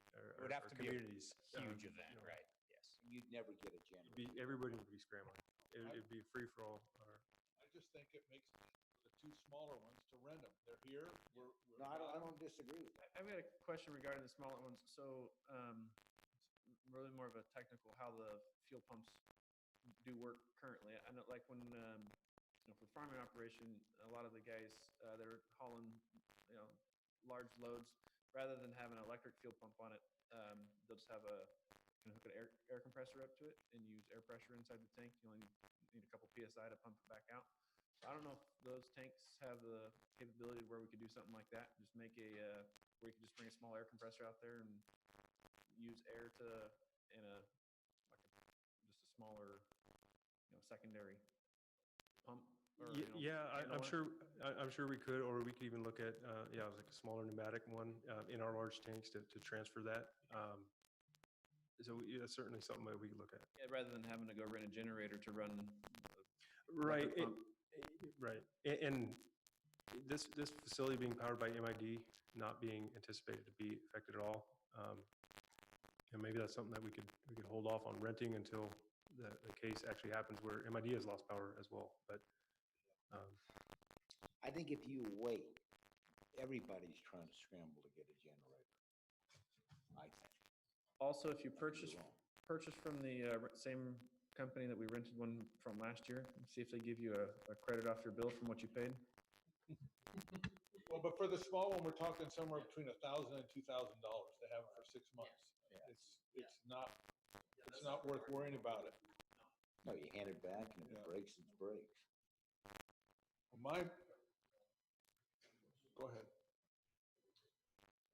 Okay, I'll give you a minute. Okay. I just want to make sure that everybody understands the transmission lines here in the Ripon area. There's two main transmission trunks that go one to Sierras and one to front footings. That all ties in at Stockton. The main transmission line that feeds San Francisco goes through that area. Ripon is right downstream. We are right by two main trunk lines. So it's not just one main transmission line that goes down, it needs two. And that would be very unlikely. I actually doing this for my business. And we've actually identified where the transmission is being fed from. And we've identified this area as being very, very low risk.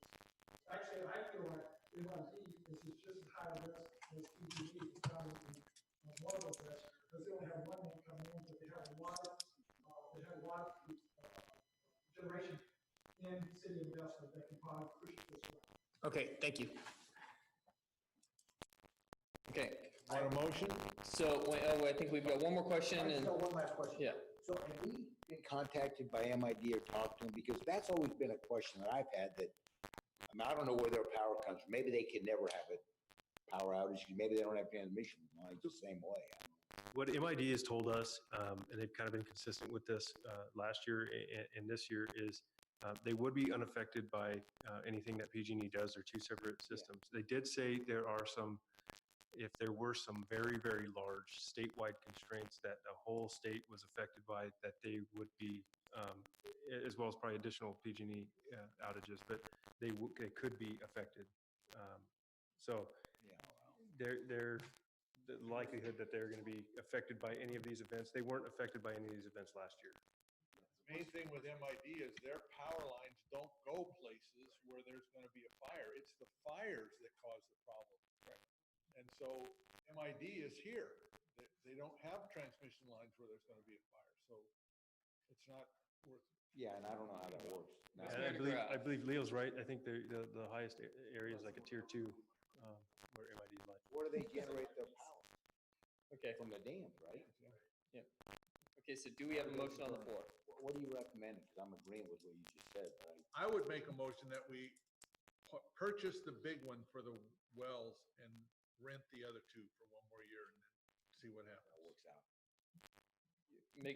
Purchase it this year. Purchase the big one for the wells this year so that that problem goes away. The other two I would rent for 1 more year and see what we're looking like a year from now. And try and get a credit for last year's rental towards the purchase of this year's. I will do that. Accept that. I will do that. But that's the whole thing. If we have problems with the big one anyway, you might as well just get it. Well, we have problems outside of the fire season. That's what I'm saying. We have problems anyway. We need some.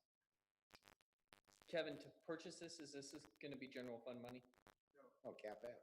Come out of the Water Enterprise Capital Fund. That was my only question.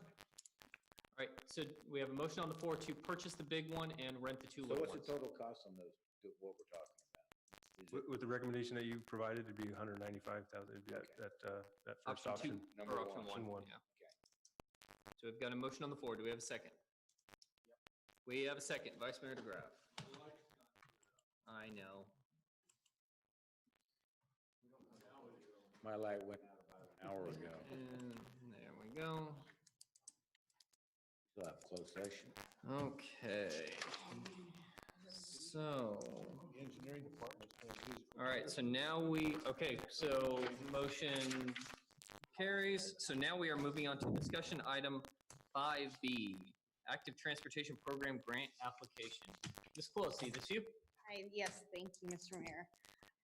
So I'm just going to be really brief, just to give you a brief overview of the ATP grant application we're proposing, which is the Second Street Bike Path and Improvements Project. Here's just a map overview. We we really want to install traffic calming measures to improve the mobility, access, and safety for the bikeways and walkways, and to expand it and connect the project to Ripon's existing system. So here in the red is a type 2 bike path. That's a class 2. And then the purple is a class 3 bike path. The green dots are where we plan on putting some bulb outs. So those will hopefully slow down traffic and make it safer and easier for people to cross the street. And then that red dot over there, we're proposing LED stop signs. So here's just an overview of what I just said, just more in detail with street names. And these are some of these items might be subject to change just based off of if we do proceed with GHD writing the grant application. They just want to, it's a very competitive grant. They want to make it as competitive as possible. So if something needs to change to a class 3 to a class 2, that might happen as long as everything fits, you know. So here, GHD has already done some design work for the downtown circulation plan. So this is the part of 2nd Street that we're proposing to be a class 2 bike path. And as you see there, it narrows up, puts in bike lanes, designated bike lanes.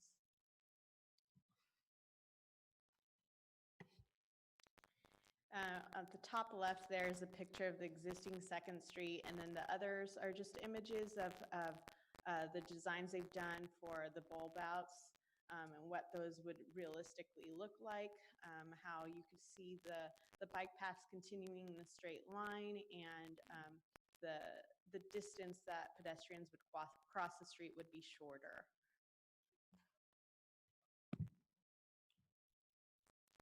This is just an overview again of 2nd Street with those purple circles being the bulb out areas. So the agenda items that would need to be approved would be for you to accept the 2nd Street Bike Path and Improvement Project is the one that I submit for the grant application. And also the Measure K Renewal Co-op Agreement with SJCOG to receive up to $20,000 to develop the ATP grant application, and the General Services Agreement with GHD to perform the ATP grant writing services for this project. Any questions? All right. Does the council have any questions concerning this project? Nope. Seeing none, okay.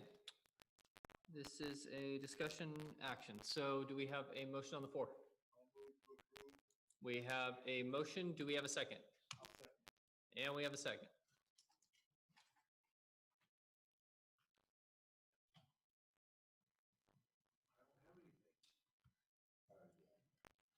All right, there we go. We've been out of here already if you get on the ball. Hey. I think the problem is somewhere over on that side. I think it's the mayor. You know what? It is the mayor on that one, so we won't put that one on staff. So especially new staff, we will shield them. Yeah. All right. We are now moving over to department head reports. Who would like to lead this off? Oh, Chief. Oh, beautiful. It's beautiful. So, Mr. Peace.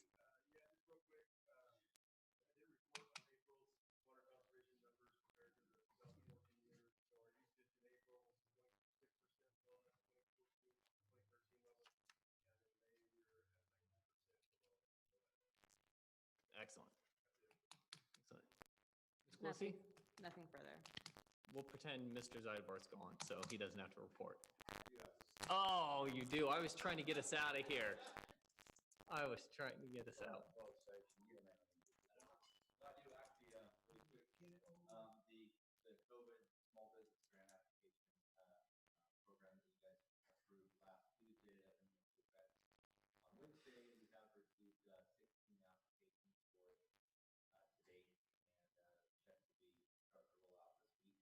We'll get that signed on Thursday. Probably be getting this mailed out first thing on Friday. That's where we're at. Were they the maximum on each one? That's basically They're all over that. They're all Yeah. maximum. Yeah, they're all the max. I bet they are. No. Well, if they submit it, they get the whole thing. Yeah. What do I send them now? Mr. Warner, Nothing to report. nothing to report. Councilman Zuber. I have a couple. One, just a comment that we had a very peaceful weekend here in spite of a lot of people being very concerned and about what was going on. And I think a lot of that has to do with our staff and the police department, the planning and stuff that they put in place. I've had several positive comments from the community about how things went, both at the events and around town. So I just wanted to, I know they were very busy people for a week or 10 days, and I'm glad they did what they did and it paid off. Number two, weed abatement. I wanted to recognize the efforts of our people in that area. I see more and more lots being taken care of. My concern is on the east side of the frontage road, south of Goodwin Drive. Nothing was done there last year, and so far nothing's been done this year, and I hope we get that taken care of, because it is a mess. Other than that, most of the other places have been dealt with, and I'm impressed with the work that our people are doing, getting those done. That's it. Councilmember Stusha. All Forks. So I just want to add something to what Leo just said. You know, the weekend did go very well, and I will say it because of the leadership of Chief and the way he trained his people. And, you know, I think that some cities could take note of what Ripon Police Department and how the protesters dealt with stuff here in the city. And it wasn't by chance that it just was peaceful. I think that you guys did an excellent job of working with them. You did things to make sure that it didn't get out of hand. So I think, you know, all these other cities could take a look at Ripon and learn something from us. Secondly, I want to be careful how I say this, because I don't want to let out anything I shouldn't, but I think, and we know that we had help from other agencies. I would like us to, all 5 council members, sign a letter, however it's drafted, wherever it goes, to thank those agencies for their help with us, because they made a difference for us. And I think we should, as a council, all 5 of us sign it, thanking them for doing that.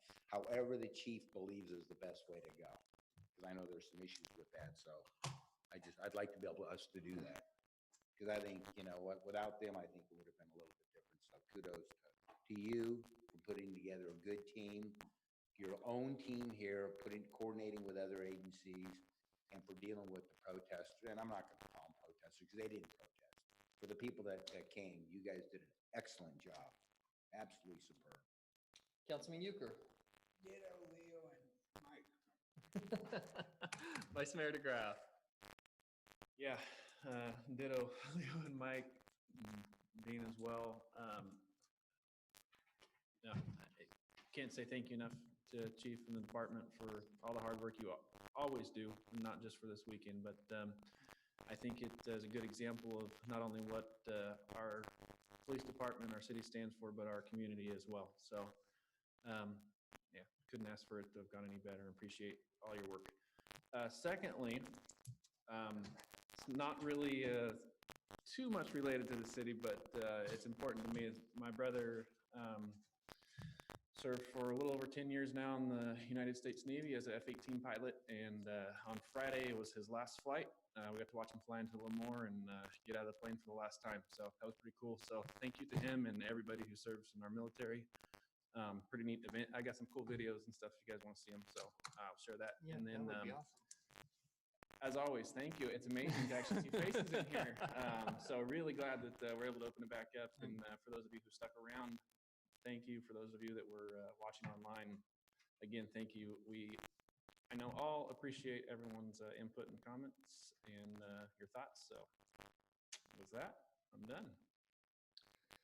Yeah, I mean, everything everybody said up here was true. I would like to call out special recognition for the people who came and exercised their First Amendment right to freedom of speech and freedom of assembly. I mean, from everything I've heard, they worked with our city staff to make sure that things were peaceful, that things were organized, chaos did not ensue. So I think kudos to them for making sure that they put on a great display, even if I don't necessarily inherently agree with what happened. I think that they did a good job and were a credit to their cause from that aspect. Chief, I think you did a fantastic job making sure that everybody was safe, making sure that people were allowed to assemble, that they weren't accosted. I think you guys did just a tremendous job. And like Mike said, there's a lot of cities that could take note of how you handle things, how you dealt with everybody, how you kept us informed, and how you kept a cool head. So your staff, Lieutenant Sauer, everybody across the board should be extremely proud of the way that they acted. And I know we as the city of Ripon are extremely proud to have each and every single member of you as a part of the city. So thank you. So, and with that, Lisa, we are going to go into successor agency, right? Or we got to Yes. close out first? Well, we're going to leave this meeting, go into the successor, and then come back for closed session. Okay, so And in the then, essence of time, let's just do it manually. yeah, that's fine.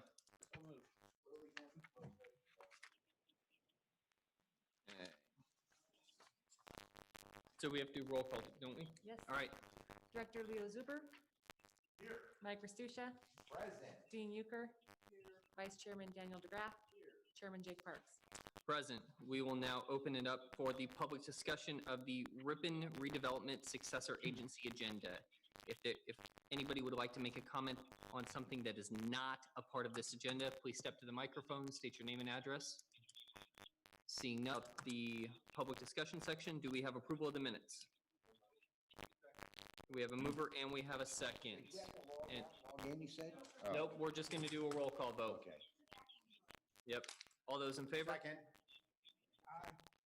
Aye. All those opposed? Seeing none, approval of the minutes passes. Resolution 1.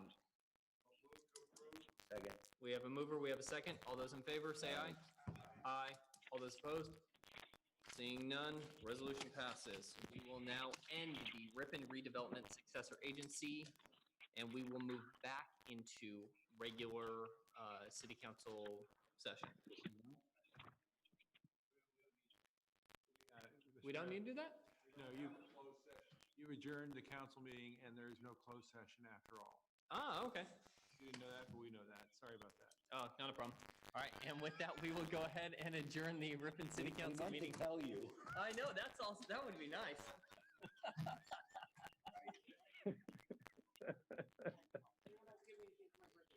Oh, man.